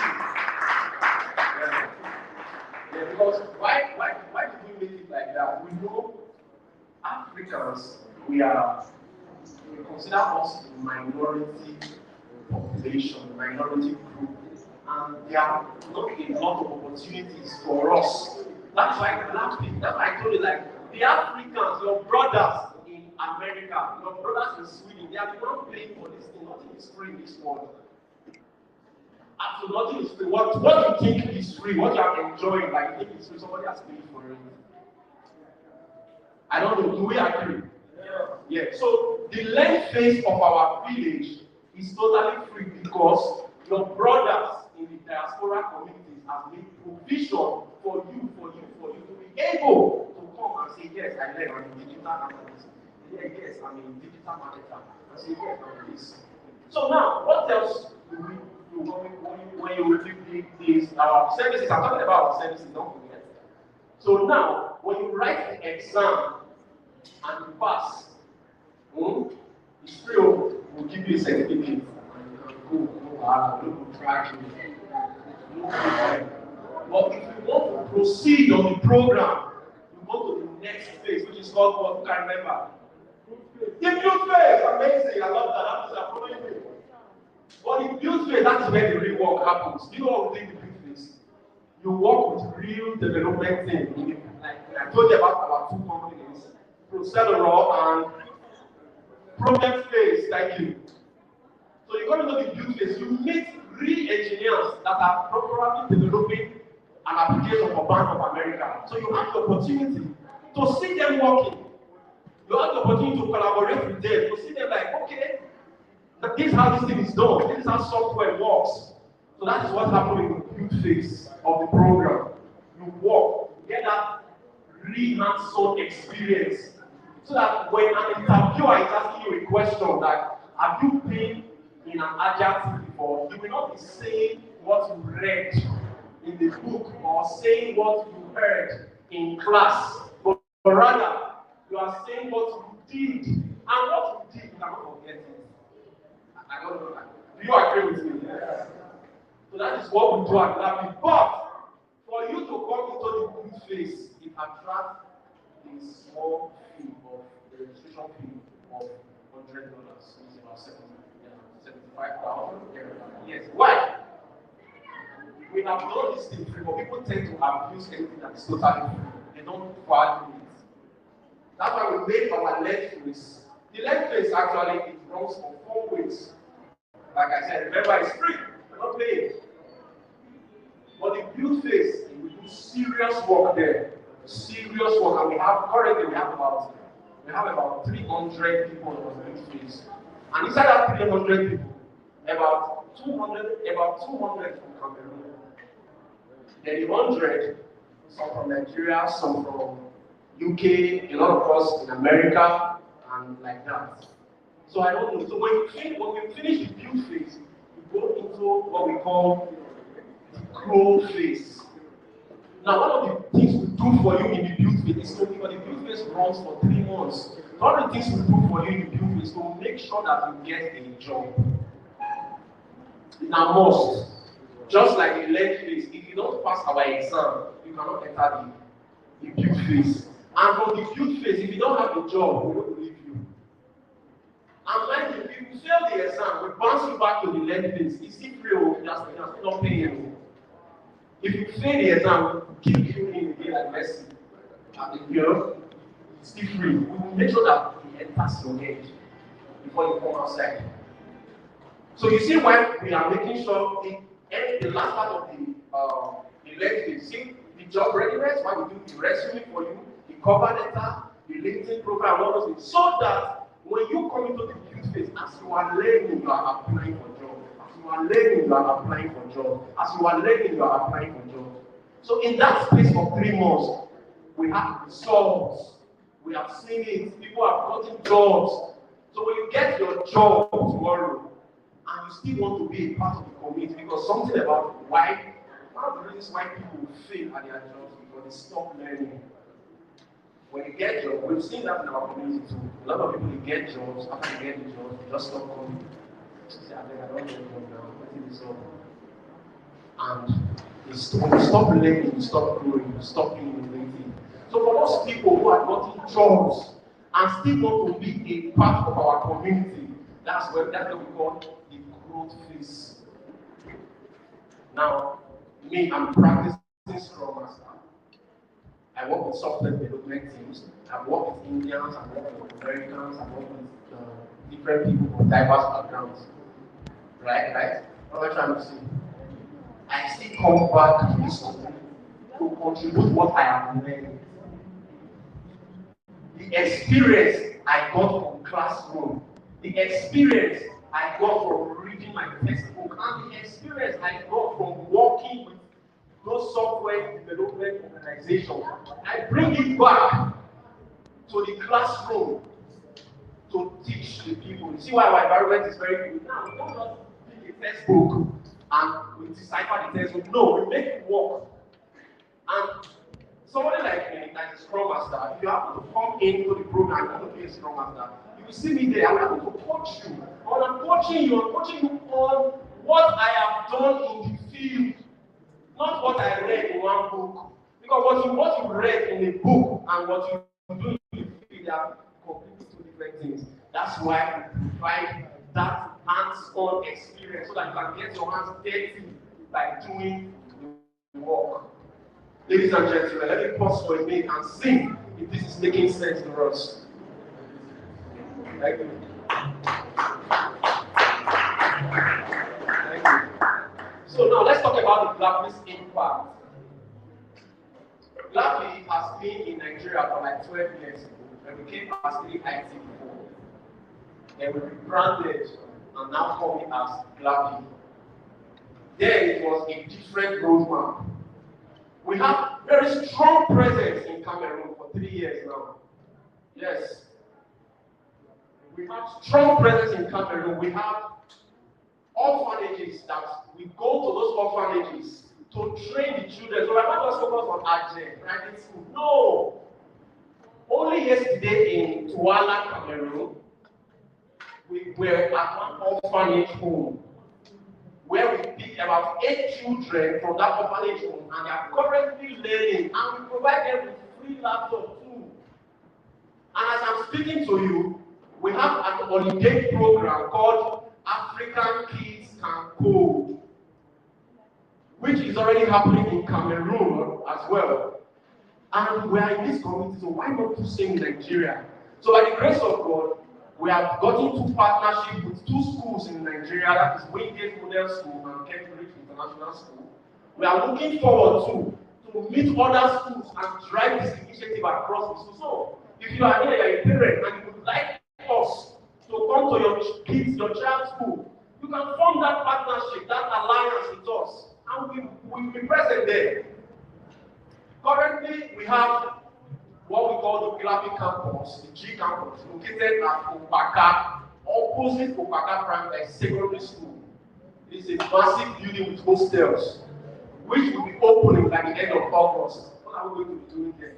People like Kenny Jets, people like the other guy, Usman, those guys, they will be there.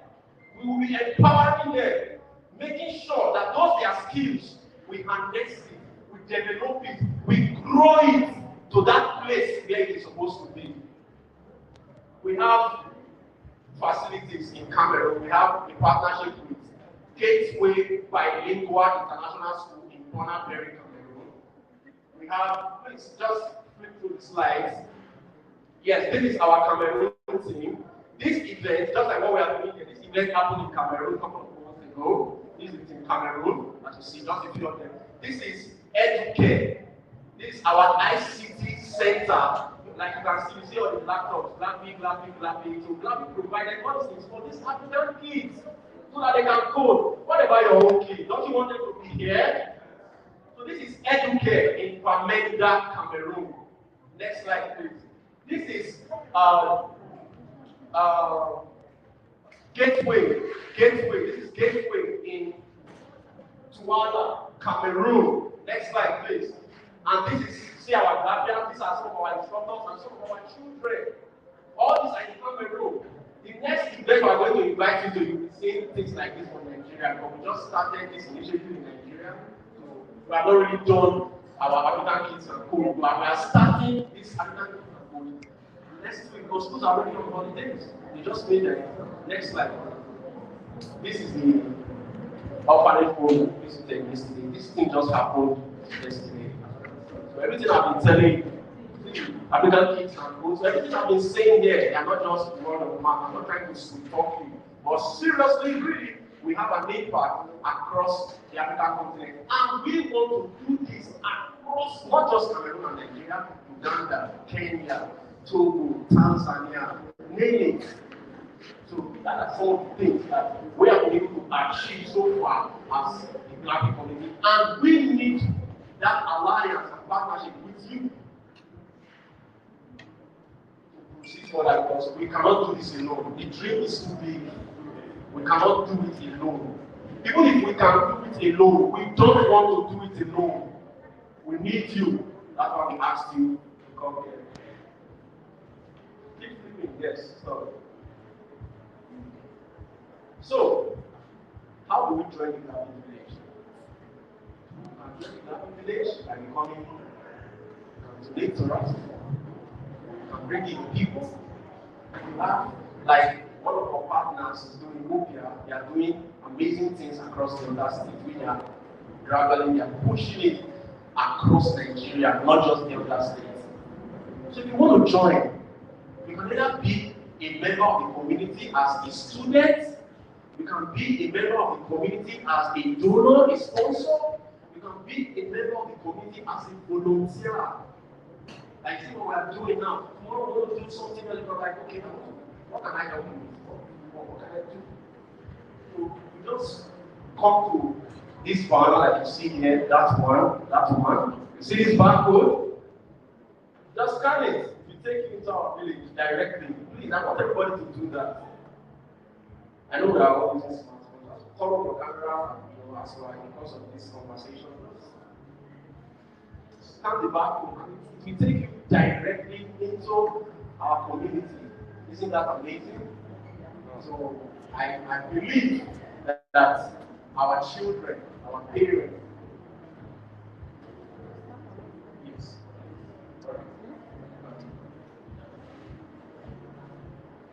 So it's very simple. Just scan the barcode. One is close to the video, one is here. Or if you want us to bring it to you, we can do that. And that's the end of my presentation. We have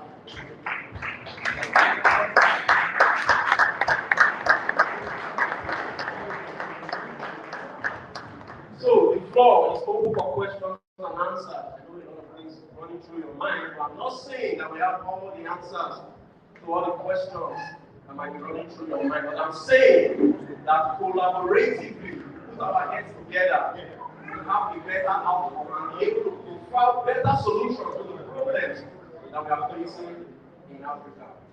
Thank you very much for your time and attention coming out here.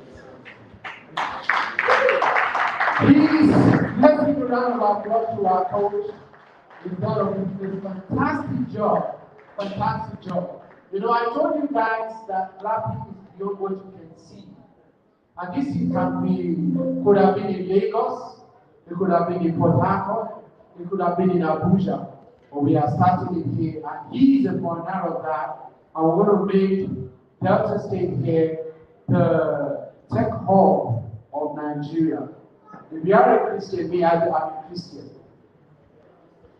The man of God whom I respect so much gave a prophecy some years back, about 3 years ago, and he said, Delta State will no longer be known for oil. Because the truth is, natural resources can be stolen. Natural resources can be hijacked. Natural resources, they can hinder you from your own community, and you will not have the benefit of it. But something about tech is the knowledge that you know for yourself. So it's all about human resources. When you learn these things for yourself, you have an opportunity all around the world from your home, with the internet, with your computer, and nobody can stop you. No youth can say, okay, we only give job to these people from this community, or these people from this community, or these people from this street. Nobody can restrict that. So it's all about human resource development. And the man of God said, he said, Delta State in the future of the new Nigeria that is coming, which we believe is coming very soon. He said it's going to be known as the tech hub. Because, like I told you before, a lot of our people, they have the idea. They have the skill set, but they are only using it the wrong way. And the moment I was told about this program, I knew that prophecy by that man of God is about to happen. And as you are sitting here, I'm telling you that you are just the beginning of a prophecy that is about to be fulfilled. And like he told us, in 10 years' time, all our youths, all our boys, all our girls, they will be tech savvy guys who are working for big companies and big corporations all around the world. And like he told you, you can be at the comfort of your home and you are doing a job for someone in America, someone in UK, in Germany, in Pakistan, everywhere in the world, just with your tech, with your computer and with your internet. All right. So right about now, I want to call some of our partners who are joining us in this innovation, who's going to speak to us of some of the things that we do in Glappy, some of our innovative development and some of the things that we do to aid this organization. And the person is Efe Uraka. He's going to give us a presentation. Please welcome Mr. Efe, please. Please welcome him. Don't worry, we are almost done and we'll be leaving you to go home so that you can go and tell these things to your brothers and sisters. Welcome, sir. Good afternoon, ladies and gentlemen. I'm glad and happy to be here.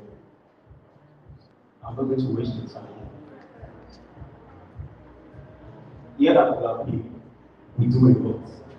Not just the technology aspect. Glappy, we are diversified. Agriculture. So today, let me introduce myself. I am Efe Uraka. I am the head of the agricultural section of the Glappy Smart Village Initiative. Today, I'm here to talk about catfish production here in Nigeria. And our topic of discussion for today, catfish hatchery. So many people believe that the way catfish are being born is through having the male catfish and the female catfish in a pond, and they mate and they start producing catfish. But that is totally not true. That is totally wrong. Please, can you go over to the next slide? As you can see, what is catfish hatchery? Catfish hatchery is the process of the artificially breeding of catfish. That is to say, catfish is being born in the lab. It's a lab process. So, I am going to show you the secrets how catfish are being produced using technology. There are equipment that needs to be put in place before the breeding process can be carried out. Please go over to the next slide. Now, what we have here, the first important component before a breeding can be carried out, you need to have an incubation pond and a nursery house, which is one primary aspect that is very important before breeding can be carried out. Please, can you play me this video, the video on the right? This. Yeah, as you can see, this is the incubation pond. What we have here, these are baby fish. It is called fries. So when you hear the word fries today, just know that I am referring to the baby fish. That is what we have here in this pond. This is the incubation pond, and here on my left hand slide, we have the nursery house where the catfish are being produced. Please, can you go over to the next slide? Okay, so now, the major components, the major things that need to be put in place before breeding can be carried out. First, you have to have your incubation pond, your nursery house, and your broodstock. That is, the broodstock is special breed of catfish that is being selected among the catfish and kept aside and properly raised for the purpose of production. That is the broodstock. As you can see, what we have here is from our pilot lab, the Glappy pilot lab. That broodstock we have here on our left-hand slide, that is a fish that weighs between 9 kg to 10 kg. Then please, can you play me this video?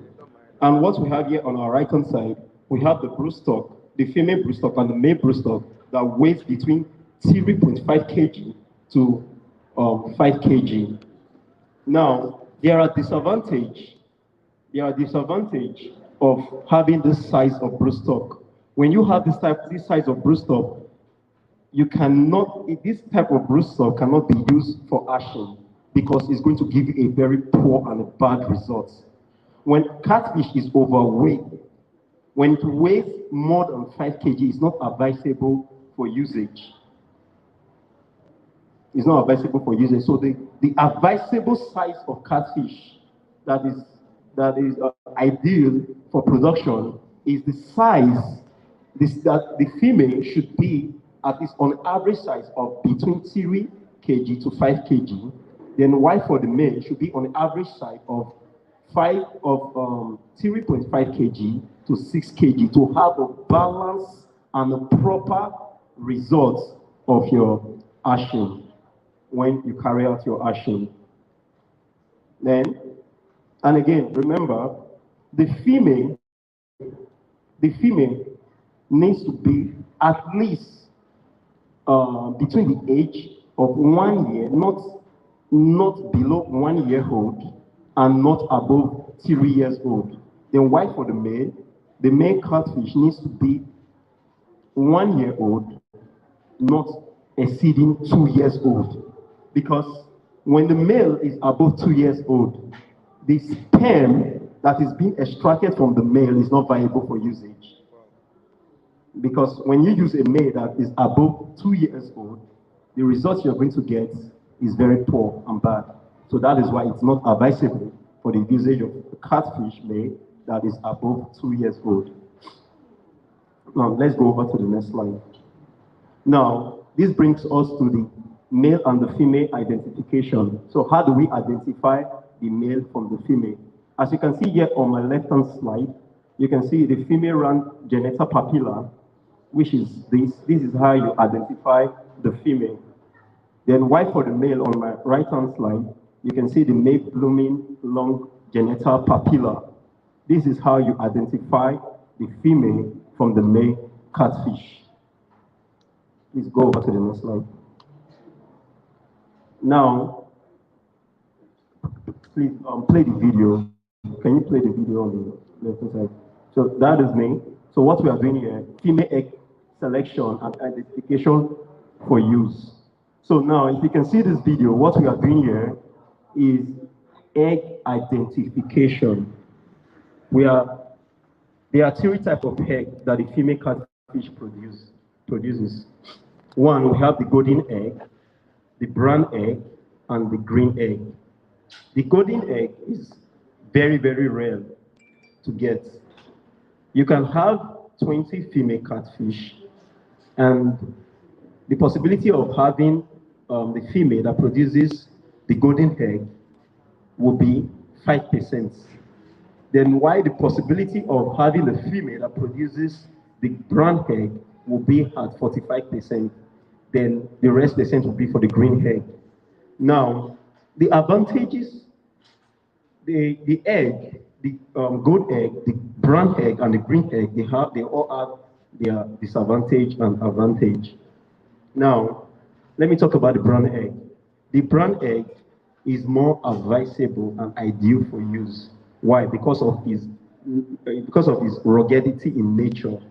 The brown egg is very rugged, like tends to stand any environmental condition. Then why the green egg is very delicate. It's very delicate for breeding. It needs more attention because why? Its nature of adapting to environmental condition is very minimal. This tells you that the threat it poses for mortality is very high. That is for the green egg. Then why for the gold egg?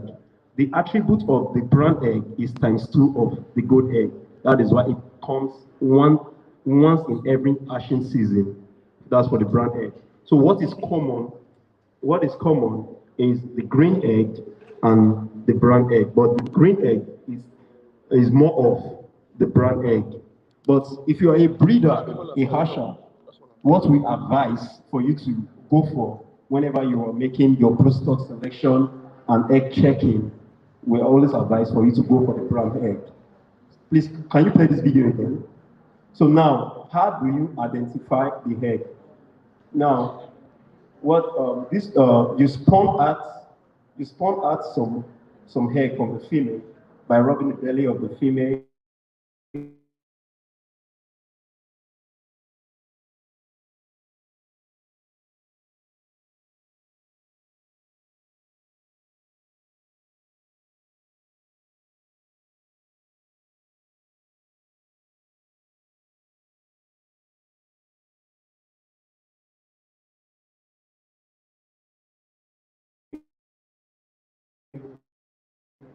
You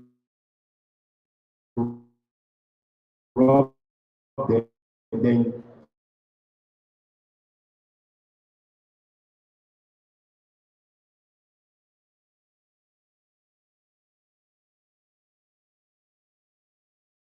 for use, you have to take it back to the pond. But if the eggs that it produces is brownish in nature and the brown color is more than the white egg, know that the female is ready for usage. Please go over to the next slide. Then now, female preparation for spawning. What is spawning? Spawning is the process of extracting the egg from the female broodstock. Now, how do you prepare the female for spawning? We use synthetic hormone. We have two types of synthetic hormone in the market, which is ovoprene and ovulin.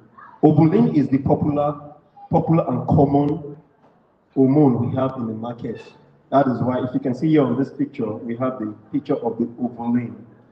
Now, this is how you administer with using syringe to administer the ovulin to the female that is ready for use. That is how you inject. Now, before you inject the hormone to the female, you have to note this, that for the ovulin, the quantity of ovulin that is being administered to the female broodstock, you need every 1 kg, you need 0.5 mil of ovulin to be administered to the female broodstock. That is to tell you that if your female broodstock is weighing, if your female broodstock is weighing 4 kg, you are to administer 2 mil of the ovulin hormone to the female to prepare the female for ovulation. Please, are you following me? Do you understand? Okay. So when, like this broodstock we have here, as you can see, this broodstock weighs a minimum of 3.5 kg. So the hormone that we administer to the broodstock, we administer 1.7 ovulin to the female broodstock, as you can see here on this slide. And how do you administer the ovulin? This is how you administer the ovulin. Between the upper fin of the female catfish and the egg. That is how you inject the female. Please go over to the next slide. Now, note, when you administer the ovulin to the female, it takes 9 hours to 12 hours for ovulation to start. From the time of administering the ovulin to the female, it takes 9 hours to 12 hours for ovulation to start, depending on the weather condition. In rainy season, the ovulation tends to delay. maybe the female can start ovulating between 12 to 15 hours because of the cold weather. Then while in dry season, you will see that between 8 to 9 hours, the female broodstock starts ovulating because of the heat. So it depends on the weather condition. Now, this is how you spawn. This is how you spawn out the egg from the female broodstock. You get a very clean, you get a clean toy, especially for spawning, a bowl, and a clean rubber. You, you spawn the egg into the rubber by pressing the belly of the female broodstock to extract the egg into the rubber. That is how it's done. So you can see, you need that is me with a white towel holding the head, then my partner holding the other end of the broodstock. Then we begin spawning. Please go over to the next slide. So after spawning is completed, you have your egg, the spawned egg in the rubber already. Then you get your male broodstock and extract the sperm sac from the male broodstock. How do you extract the sperm sac? You have to kill, you have to sacrifice the male broodstock. You have to sacrifice the male broodstock to be able to extract the sperm sac by tearing the belly of the male broodstock and taking out the sperm sac. If you can see here on my left-hand slide, that is how the sperm sac looks like. That's the testis, the sperm sac of the male broodstock. Please go over to the next slide. So then, when you extract the sperm sac from the male broodstock, you apply the sperm sac to the eggs that is already spawned egg from the female. You apply the sperm sac into the egg and stir for 10 seconds. Then you apply your saline water for preservation. What is saline water? Saline water is the solution of salt and water. How do you make your saline water? For every 1 liter of water, you are to apply 7.5 ml of salt to get your saline water. Then you apply your saline water, you stir for another 10 seconds and sieve out the saline water. Then your prepared egg is ready for spawning. Then what we have here, this is Kakabam, your spawning nets. Inside the incubation pond, you have your already laid down spawning nets in the incubation pond for you to spread the already prepared egg into the spawning net. Please note, the moment your already prepared egg comes in contact with the incubation water, fertilization starts. The moment the already prepared egg comes in contact with the incubation pond, fertilization begins. So what we do, you lay the egg gently into the spawning net. This is how it looks. When the egg is already laid on the spawning net, inside the incubation pond, this is how it looks.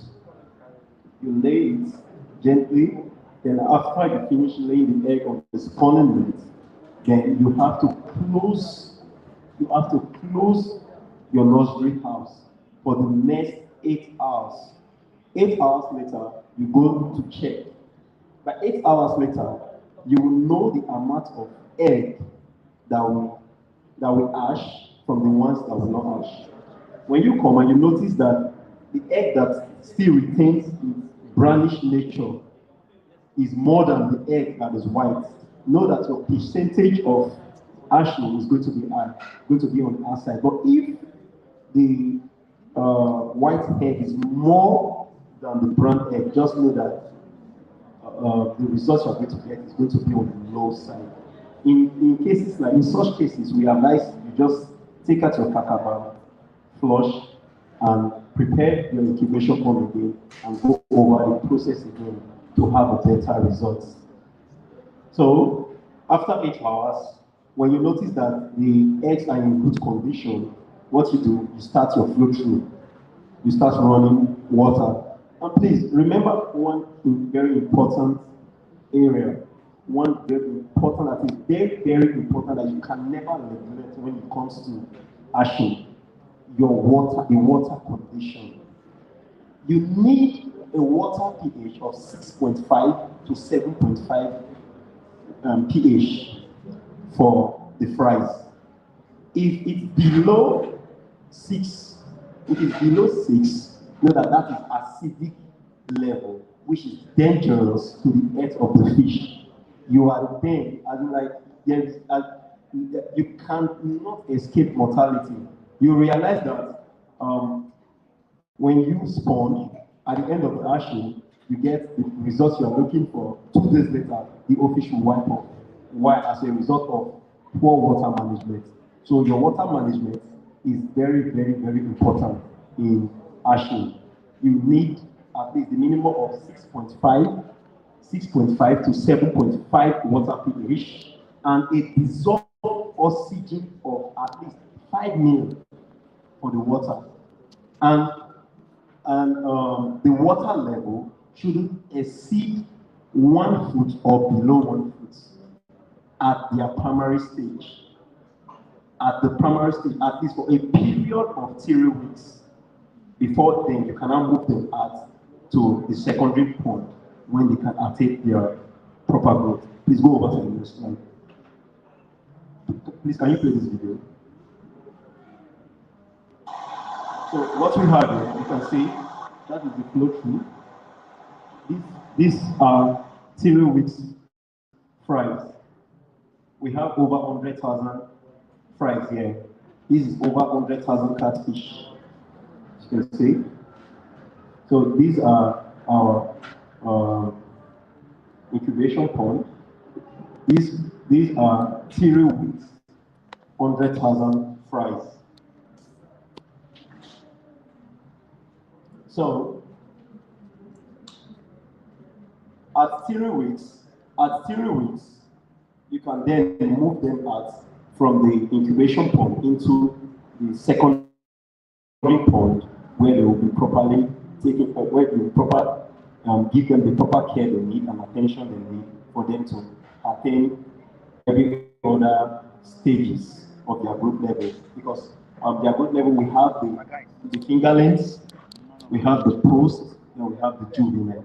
Once you can keep to the rules of ashing, you can keep to the rule limits, then you can become a successful breeder in ashing. So please go over to the next slide. That brings me to the end of my presentation on catfish ashing. So I would encourage you, if you want to be part of this training, for you to become a professional fish asher, to become a breeder, I will encourage you for you to sign up for our pilot program, where you can be trained, because over here in Glappy, we have the facility, we have the capacity to train over 500 to 1,000 participants on ashing to become a professional asher.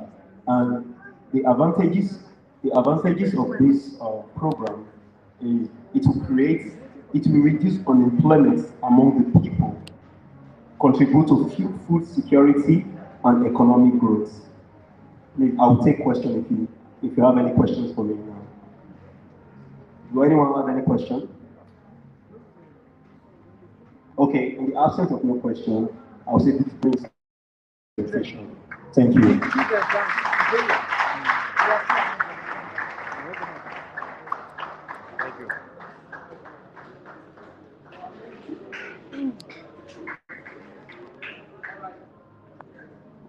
Thank you so much. Thank you so much. They are one of our partners. They are one of our partners. Anything? Hello, pardon me again, it's my office was present, but I have to say something. Now you'll be wondering that Glappy is a technological organization. So when concern was concerned, why on the show now catfish? Want to barbecue? No, but you don't intend to do barbecue. Today we are talking for For me, the reason why you saw that man, that is a black man, one of us, and he happens to be the CEO of PN Farms, located in Edo State, Benin City. He's very proficient in this thing we just told you. Now, why did we bring this man on stage? I told you that there is one of our the Glappy initiative. One of the things we are focused on is empowering Africans, starting from the rural areas. So how you want to teach people from village how to do computer? Are you getting the picture now? Yes. So that is why we are coming in through agriculture, which is what they do in villages. So in our innovation lab that we have across the, we also have something that we call the Glappy, it's like a mobile ambulance. You have the picture. So we have in our innovation lab, we have this thing to empower the rural. This one is focused on the rural communities to empower them. But it's not only streamlined.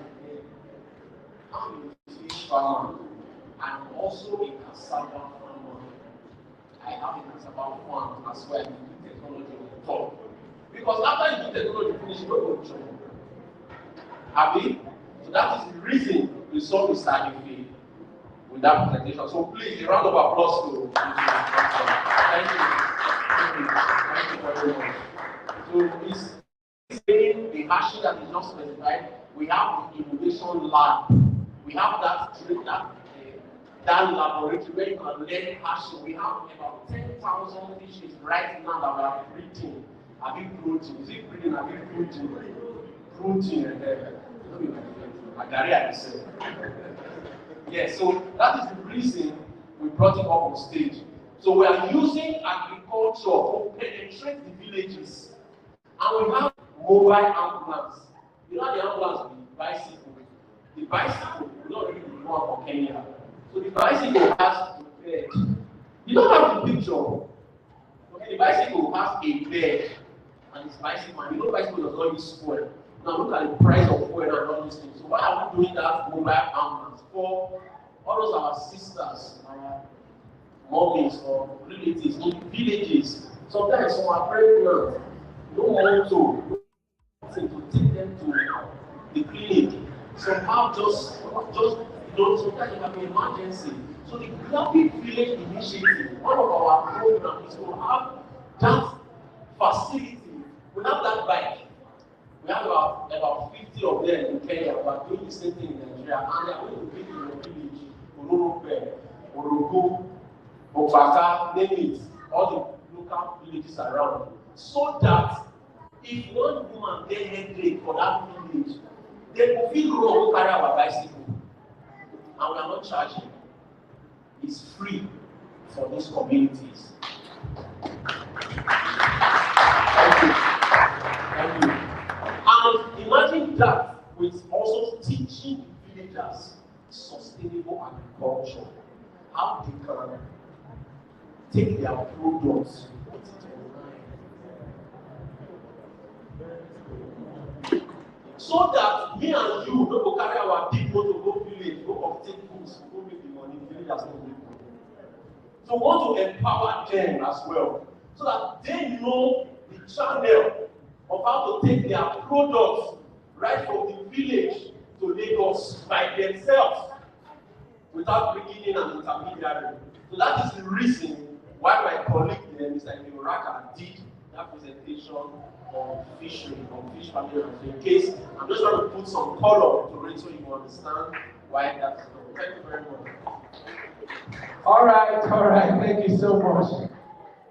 You can already see that we have a lot of lectures already and we are almost rounding up. But just to spice up the place of, we're going to call the Glappian kids, we call them Kids Can Dance, just to entertain us just a little.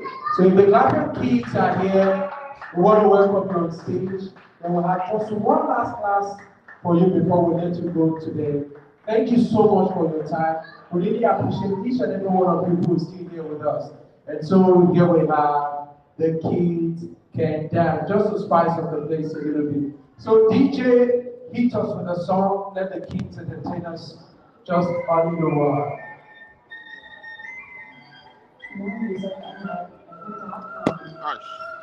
God has given us victory. He has taken away our fears. What the enemy plans to do, God has turned it around for good. Now we dance us a victory. Move us a victory. Clap us a victory. We have the victory. Now we dance us a victory. Move us a victory. Clap us a victory. We have the victory. I'm a living testimony. I'm a living testimony. We're both holy. God has given us victory. I'm the son of the living God. Led by His kingdom. Like the wind of His captivity. God has given us victory. God has given us victory. He has taken away our fears. What the enemy meant to do, how we dance. That's what we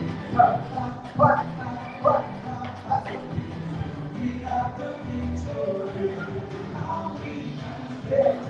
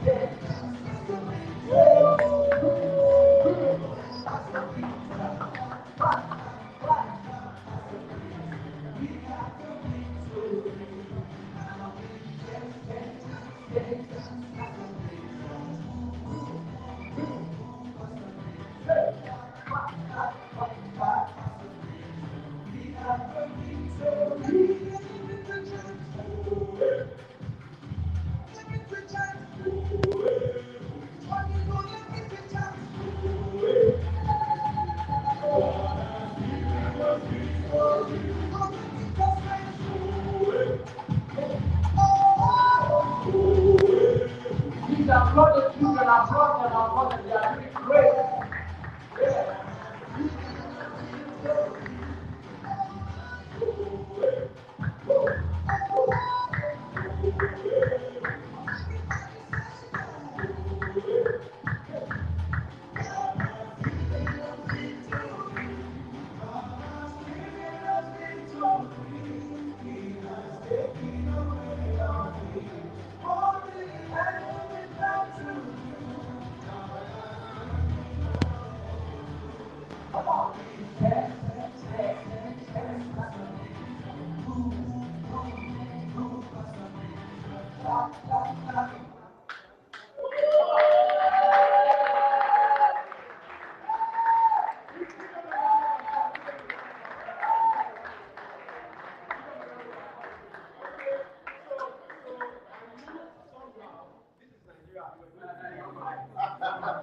Yes, because yesterday when we were designed this clinical meeting, the light one is like people want that. So I'm representing, I'm praying that every time I'm doing my presentation, I will break the line of thought. So meanwhile, when we have this kind of scenario in our village, Well, with that kind of scenario in our village, there's something we do. Like my brother here introduced the agile environment. We talked about agile when we started this conversation. There's something we do in the agile environment to drive engagement, to drive collaboration. Yeah, but the light has already gone. I wanted us to do that, but since the light is here, let's continue. That's what we're using to ease the sense of the meeting.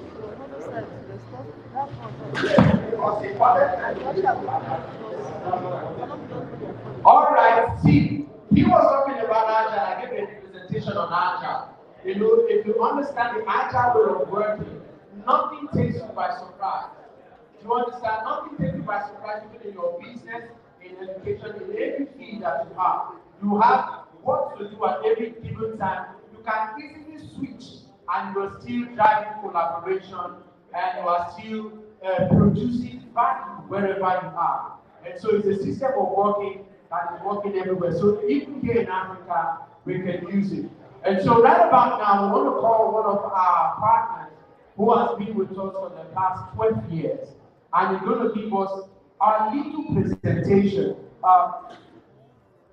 It's a slide on? Okay, not a problem. So we're going to call on one of our partners. We have with us here Prince Tejiri, who is from UPI, is one of our partners of Glappy, to speak to us briefly. Please give him a round of applause. This is the partners who are working with Glappy. Welcome so much, please. We really appreciate your coming and staying with us. We really appreciate it. Thank you. Please give him a round of applause, please. Thank you. Hello, everybody. Hello, everybody. Glappy. Okay, you don't have a code in which you. All right. Like you said, my name is Prince. I, by the grace of God, I'm a man of various spaces. I do a lot of things. I'm an entrepreneur. I work. I also work for the government, serving the government as an extra. I'm married to my beautiful wife here. Wow.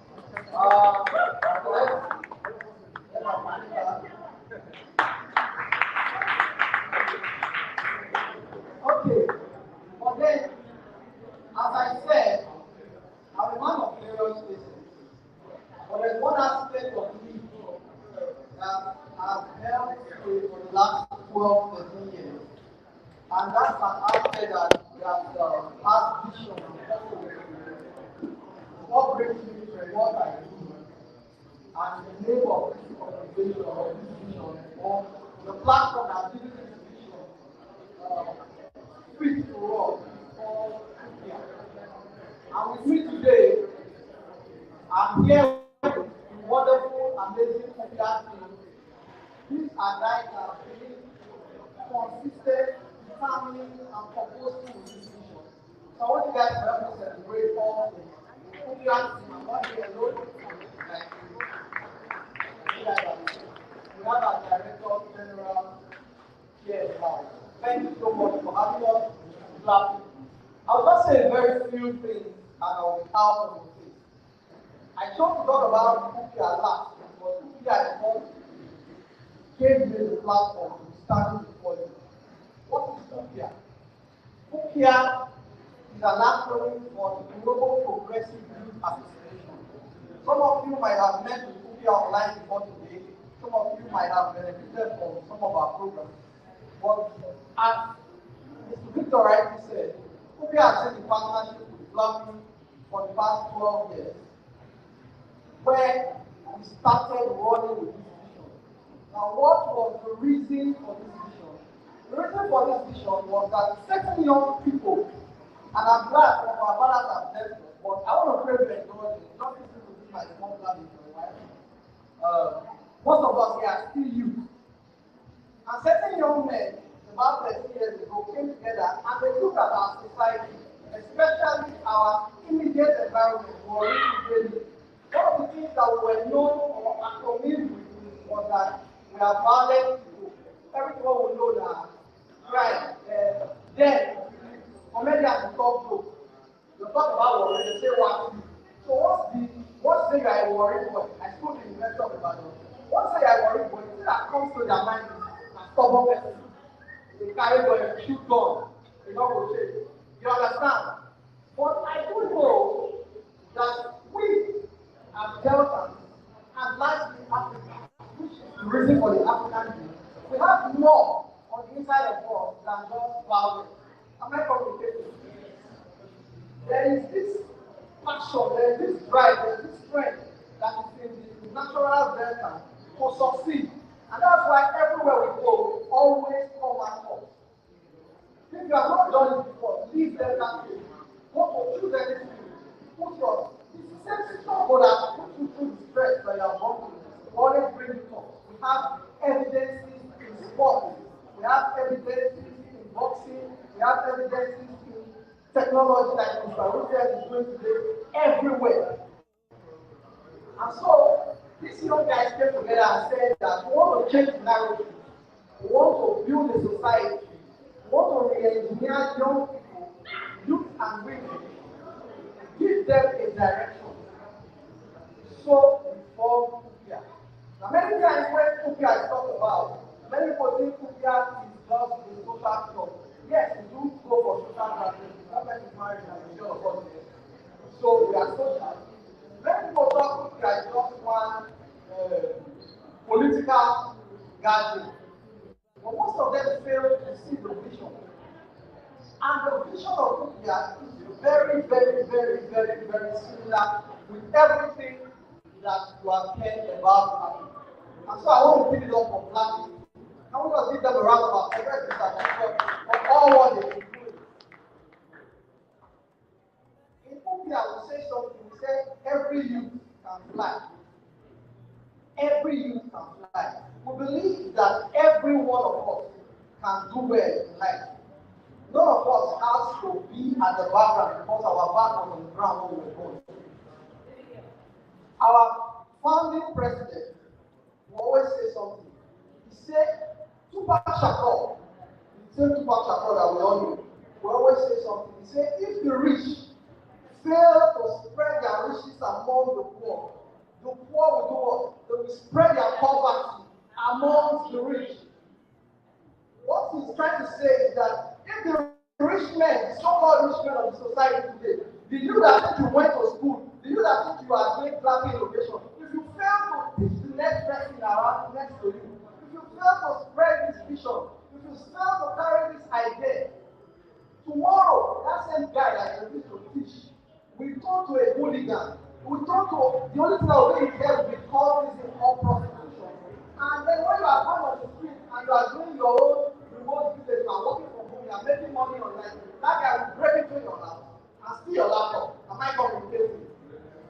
And so that's the reason for Kupia, and that's the reason why we have done all what we have done. Time will not permit me to go and start telling you everything we have done. I will list a few, and I'll talk about the partnership with Glappy, and then I'll be out of the place. When Kupia was formed in 2012, we had an ICT center where we're teaching young minds computer, basic computer, but most importantly, leadership. We have several leadership courses, and by the grace of God, some of our volunteers then are now leaders, even in government. We have Honorable Matthew Omonade, who is a member of the House today. He was our lecturer for community development and law. So one of the emphasis that we had was that while we are training people, while we are giving them skills, we must train them on leadership. We must re-engineer our minds to build young people that will have a responsibility to society. So that tomorrow we will not keep replacing people in government who don't have certificates and will keep suffocating those who have certificates. We metamorphosed from that and we began to do this real skill acquisition. We've done a whole lot, and we not time, like I said, will not permit me to say a lot, but we have empowered thousands of youth free of charge. One of the ideas we spoke about is similar to what we did. What we were able to do was we started going to rural places and we mandated them to train youth on different skills. Bulldozer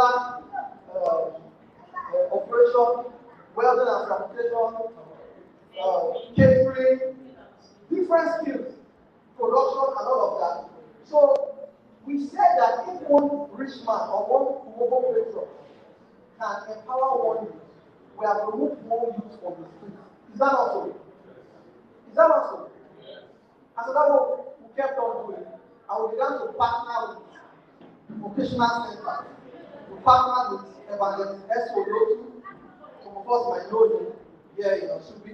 We partnered with the same fashion design. We partnered with so many people. Some of my team here, they are facilitators. But as we began to grow, we realized two things. Number one, we could not be streamed in our location because our secretariat is big. Secondly, our left people was also limiting us because many people think that it's limited and it's just for the road. Many of the people will come. Can I participate? Can I join? I say yes, it's free. Come along. And so we began to think of how to go, and that gave birth to what we call today the Global Reformers Crusaders Network. Global Reformers Crusaders Network is a baby of India and is growing worldwide. So that's by the way. We also gave birth to what we call the Mobile Empowerment Trail. And today, the Mobile Empowerment Trail was inaugurated, was inaugurated in 2017, and it was commissioned by Evangelist Dr. S.O. We had the likes of Dr. Wano of the US in that region. Now, what does the mobile empowerment do? What we do is that the train moves from community to community. When the train comes to your community, we anchor in community for a while, say 2 weeks, and then we provide free skill acquisition to members of that community. And by the grace of God, we are able to go into several communities in the whole of Delta State, Bayelsa and Emerald. And as I speak with you, we are having calls from Oyo State and from Zamfara. Come and do the same thing that we have been doing in Delta State. When I came on board, because like I said, I'm also an aviator, I'm an air traffic controller. We also came up with this vision. So make our people aware about the aviation sector. I used to think that for you to become a pilot, you must go to the university graduate before you become a pilot. I didn't know that if my child wants to become a pilot, all he needs to do is finish secondary school, give him a platform, go to the aviation college in Zaria. And I just need to write it down. See, the point I'm trying to make is this. Information is power. Information is power. And what Glappy is doing is that they are bringing what is innovative, what is obtainable out there in the world, and they are bringing it to our doorstep. And this is the same thing that UPIA has done over the years. And so today, in the mobile empowerment, we now have what we call the aviation awareness campaign, where we are empowering people to have a campaign on opportunities that are available in the aviation sector. How many of us know that we have 2 airports in Delta State? Delta State is the only state that has 2 airports. Well, how many of our people are working in those airports? How many of you know that those states that we call air hostess that do cabin crew? Those cabin crew, they are professionals, and you know that they are being paid at least 500 to 1 million monthly. But you know, there are so many opportunities that can be brought to our people. And it is through visions like UPIA and Glappy that these visions can be brought to our doorstep. We also have the blockchain revolution. We have the vision 10 that seeks to train 10,000 youths in 10 different technological skills. Thank God we are partnering with Glappy. We know that Glappy will make that vision very seamless. Don't give it up for Glappy today. Alright? So, point that I'm trying to make. Nigeria is one of the youngest populations in Africa. It's estimated, can you hear me? Yes, sir. It's estimated that Nigeria has 20% of the young population in the whole of Africa. It's not by the most popular country in Africa. I want to encourage everyone to work. Like I said, or like Mr. President said, they cannot do it alone. We cannot do it alone. But if you join this moving trade, if you partner with us, if you enroll with Glappy and you understand this vision, I believe that in 10 years to come, that we have, like I said, I'm not mixing words. My students from 10 years ago, some of them graduated from class because we still did that in them. Some of them some of them are here, some of them are already doing the work. So we can duplicate this and make our society better. Is it possible? Yes. Is it doable? Yes. Are we promising that we will do this together? Yes. Now I'm talking to an energized young audience. Can we do this together? Yes. Can every youth fly? Yes. Are you guys ready that we're going to fly with this vision of Glappy and Africa? Yes. All right. So I'll drop our contact with them. If you want to know more about the Aviation Awareness Program, the Ancestral Innovation, you want to know more about the Vision Tech and every of our programs, just meet with the organizer of Glappy. And like I told them outside, the India mobile empowerment trade is already made a cost. We developed it so much that it's not a cost of study, a PhD course in the UK. Our founding president, the president of the International Institute, designed the UK and using it as a research. What that translates into is this. What it translates into is that India is going to partner with Glappy. And we have already talked about the disease community. We're going to be going from community to community, so you can liaise with your community chief, your community head. And we are coming with our skill empowerment tool. Everything that you see Glappy doing will be coming, all of the India innovation will be coming. And I believe that in 10 years, when we see ourselves, we will not be known as just people that are stubborn, hooligans, and prostitutes from Delta State or from Nigeria, but we'll be Nigerians that will be changing the world and leaders of industries. Thank you so very much. Please give them a round of applause once again. I think Okia is doing great work in our communities all around Delta State and beyond Delta State. And so I want to play some testimonials to you so that you see some of our Glampians who have gotten jobs, and their testimonies of what Glappy has done to them in our diverse community. So the media man, if you have that, please let the video roll. Hello. Hey. Bonsoir. My name is Faustine Deleuze and I am an executive Scrum Master. I usually speak in English, but I think this testimonial I need to do it in French so that I'll be more sincere and explain you better what I feel about this program. Donc je disais, mon nom c'est Faustine Deleuze, je suis un Scrum Master certifié. All right, Mr. Man, if you give me another one, we will not be able to get any right. He's a Cameroonian. Lower the volume.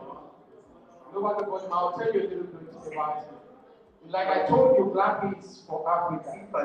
And so this is a Cameroonian who has been from the Glappy village and has gotten a job as a Scrum Master from Cameroon. He's working for people in the US and in the UK. And he's giving his testimony about this very region because he's a Cameroonian and they speak both English and French. So he's giving his testimony in Cameroon, in French. So please, can you have another one? Thank you. I'm here to tell you take your internship seriously. I started my career and the first task I was doing is that I had to build a new website for Anglophone countries. Trust me. Today I was asked to do community analysis.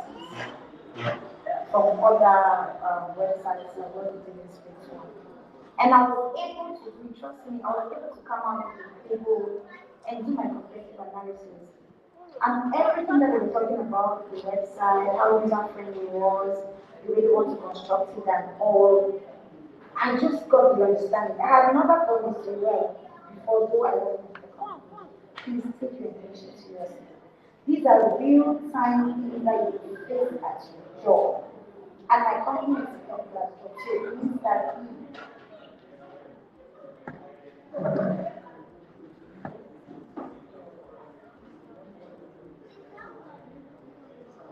the bursts. Nothing is a burst. And one of the things I love about Glappy services is the turnaround time in getting your issues resolved. And also, with Glappy, you're having a hands-on training, and everything you learn through stay or study with Glappy. By the time you get onto the real world, you're going to be faced with the same thing. In a nutshell, the demo Glappy is you is just like the same thing working in the real world. So Glappy has helped me so much to achieve my goals and to be where I am in my career. All right, all right, all right. So these are some of the testimonials. I want to bring another testimonial of, like I told you, some of the pictures you were shown. You see, kids can code. If you are in the tech hub, if you are in the tech community, you know that one of the major things they do in the tech community before that you are using the applications that you are using on your computer or some of the TV programs that you see are through coding. So they do coding to be able to get those things and you can see them. And now we have a program where we can teach kids how to code so that when they grow up, they can be tech savvy.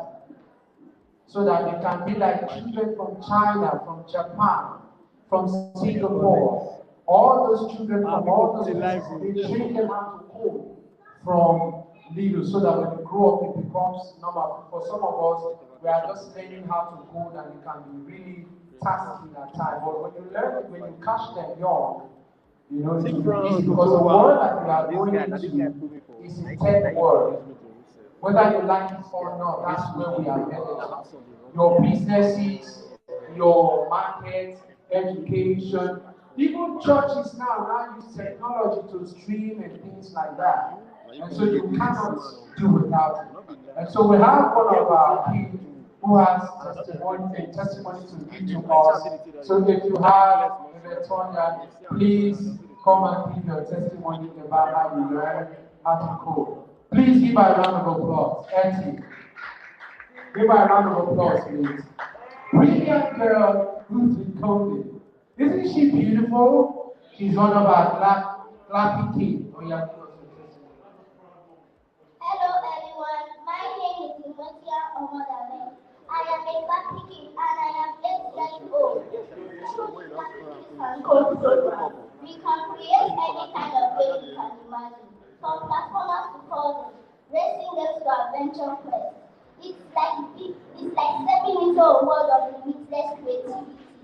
When we finish making our games, we feel so proud of ourselves. We can show our family and friends what we have created, and they are amazed. It's like being a mini game developer and getting applause for our proud achievements. Join Glappy Kids and Code program, where you can learn the basics of programming. Thank you and hope to see you in our next session.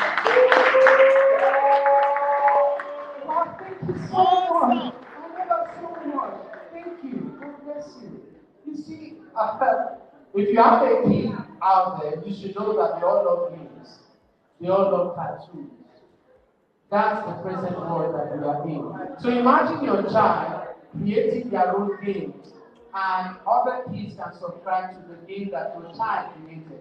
And so some of the games you see children play are created by other kids. And now we have Glappy can code and she just told you that they can create games that they can be proud of. So let's give her a round of applause once again. So if you have a little niece, a little nephew out there, and you know that they love the computer, they love phones, every kid now like phone. I have a daughter at home with her tab. If you take the tab from her, it's trouble. And so I know that one is going to be a Glappy kid also who can code. We'll teach her how to code. And so there are programming languages for children to learn how to code. All right, so I want to say a big thank you to each and every one of you who has spent today with us. Give yourself a round of applause. Please, you deserve to be celebrated. You deserve to be celebrated. You deserve to be celebrated. Thank you so much for your time. And so, DJ, you will give us some music just for us, maybe to dance and dance and dance. And while we wait the time, if you need some drinks that are still drinks, we are fully prepared for each and every one of you who came to join us today. Thank you so much for your time. This is Glappy. We are glad and we are happy. Come on, DJ, hit me up. Yeah, that's right.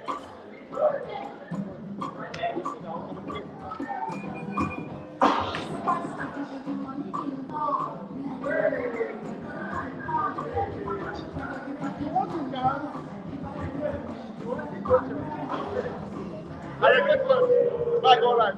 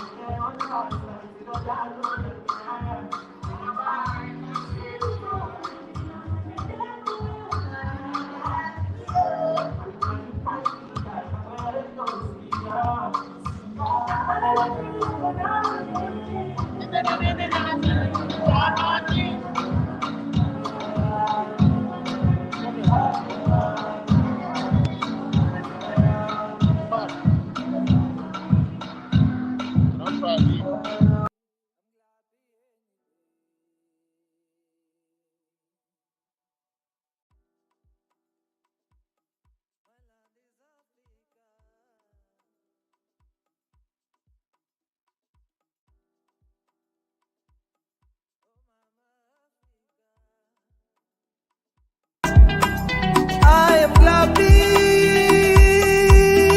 Glappy every day. Hi, excited to have you here. My name is Russell Avery. The fact that you are seeing this, it means that you are interested in the Glappy village. I'd like to tell you a little about the Glappy village and what exactly we are doing. So the Glappy village is a community of change makers, change agents if you like, who are passionate about giving back, who are passionate about making a difference, who are passionate about leaving an impact. Now, the thing about the change agents is they are talented professionals of African descent or people who are passionate about Africa.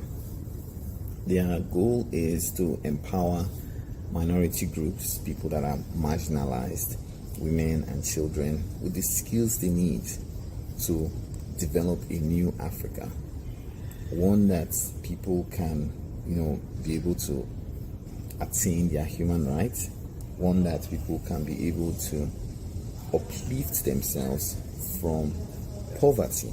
Again, the key word is uplift themselves. And so we are focusing on providing the tools and the infrastructure that allows this to happen. the efforts and the exercise of doing all of this is what we call building the African dream.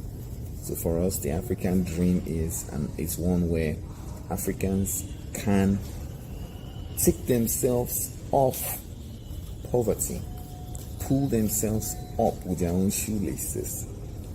And we, using the Glappy village models like smart villages, are enabling that across the continent. We are currently in Cameroon and we are, actively getting into Nigeria. We've been in Nigeria for a while, actually since 2007, and we've been working on the grassroots, working in collaboration with our partners in developing this dream. It's been a long time, but it's one that we want to keep developing. We have currently, a network of nearly 500 professionals working both in Nigeria and in the US and in Cameroon to build this African dream. We're building the infrastructure, we're building the technology, we're building the teams, where we have labs where we are running experiments, agricultural experiments, to be able to see how this would work and how we can scale, this across the continent. It is a very exciting endeavor. It's one that we are passionate about. It's one that we would be excited if you choose to join us. This is something that we are doing not for ourselves. We may not see the benefits of all of this, because the benefits might come much, much, much later in life, maybe 20, 30, 40, 50 years from now. But our children and maybe our great-grandchildren will be the beneficiary. But we are passionate about making this happen, and we want to start today. We're excited to have you on board. It's a very interesting ride, for those of you who are overseas in the United States, like Africans in diaspora. You can also benefit from our program because we allow you to develop your skill. We provide the infrastructure and a platform for you to grow professionally, and when you make those sponsorship donations, those sponsorship subscriptions, you will be helping in accelerating the work that we are doing. Whether it is our African Kids Can Code program, where we are training kids how to code, or whether it's the work that we are doing in rural communities, building documentation centers, empowering youths, taking youths off the streets and giving them skills where they can become global contributors towards the development of the world at large. Our goal is to be able to get there, like Singapore did in 50 years. We want to see how we can use artificial intelligence, machine learning, and other advanced tools to be able to accelerate the development of the African continent to maybe in half the time or less. This is enormous work, as you can see. This vision is huge, but again, with your support, we will be able to get there. Again, we're excited that you are choosing or considering to join us on this long, hard journey. If you do, we'll be more than happy to have you. Again, we're very excited to have you here, and thank you for choosing Glappy. What does Glappy mean? It's something that you might be interested in. Glappy is an acronym, as is glad and happy. Glad, G-A-L, happy, P-P-Y, Glappy. So it is that feeling that goes beyond happiness, clappiness. Excited to have you here, and looking forward to having you, as a collaborator in building the African dream. Thank you.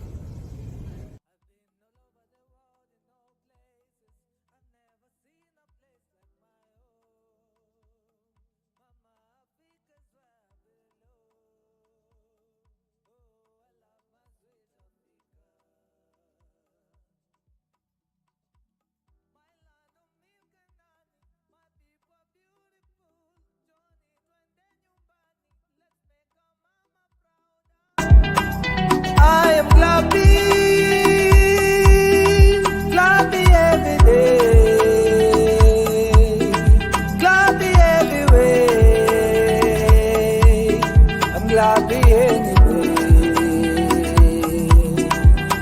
I remain Glappy, Glappy for my own. Make my people proud. Glappy every day. a beautiful people culture, Ubuntu, together we remain strong. Glappy is how we know. Let's make Africa better. Yeah. I am Glappy, Glappy every day,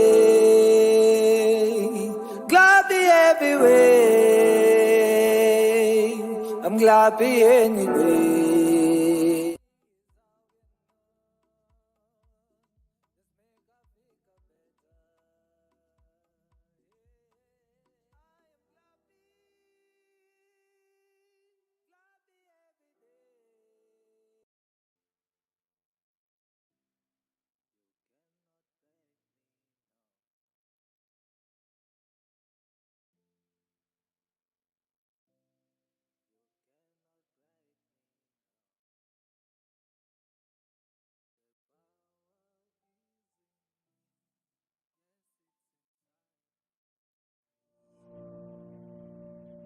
All you need to seek is the hero inside you.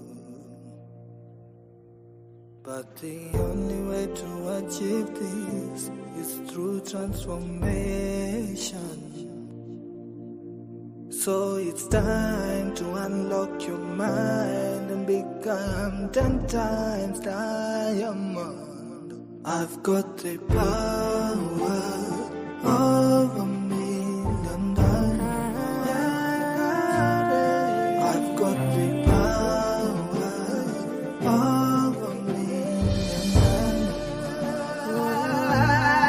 You can press me, but you can break me, 'cause it's inside me. Yes, I've got the power of I'm a hero, hero, hero. I'm a hero, hero, hero. I've got the power like that over demigod, 'cause I can feel the fire that's burning deep in my soul. I'm unshakable, I'm unbreakable. Nothing can pull me down. I've got all it takes for me to make the change. Without a doubt, I've been down before, but not anymore. Yeah, you can harm me all you want. I'm so stronger than before. I'm more refined. Whoa. I've got the power of a million diamonds. I've got the power of a million diamonds. You can press me, but you can break me, 'cause it's inside me. Yes, I've got the power of a million diamonds. I'm a hero, hero, hero. I'm a hero, hero, hero.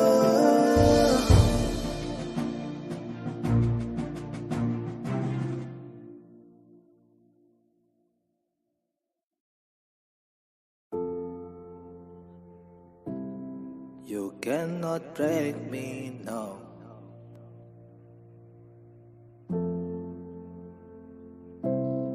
You cannot break me, no.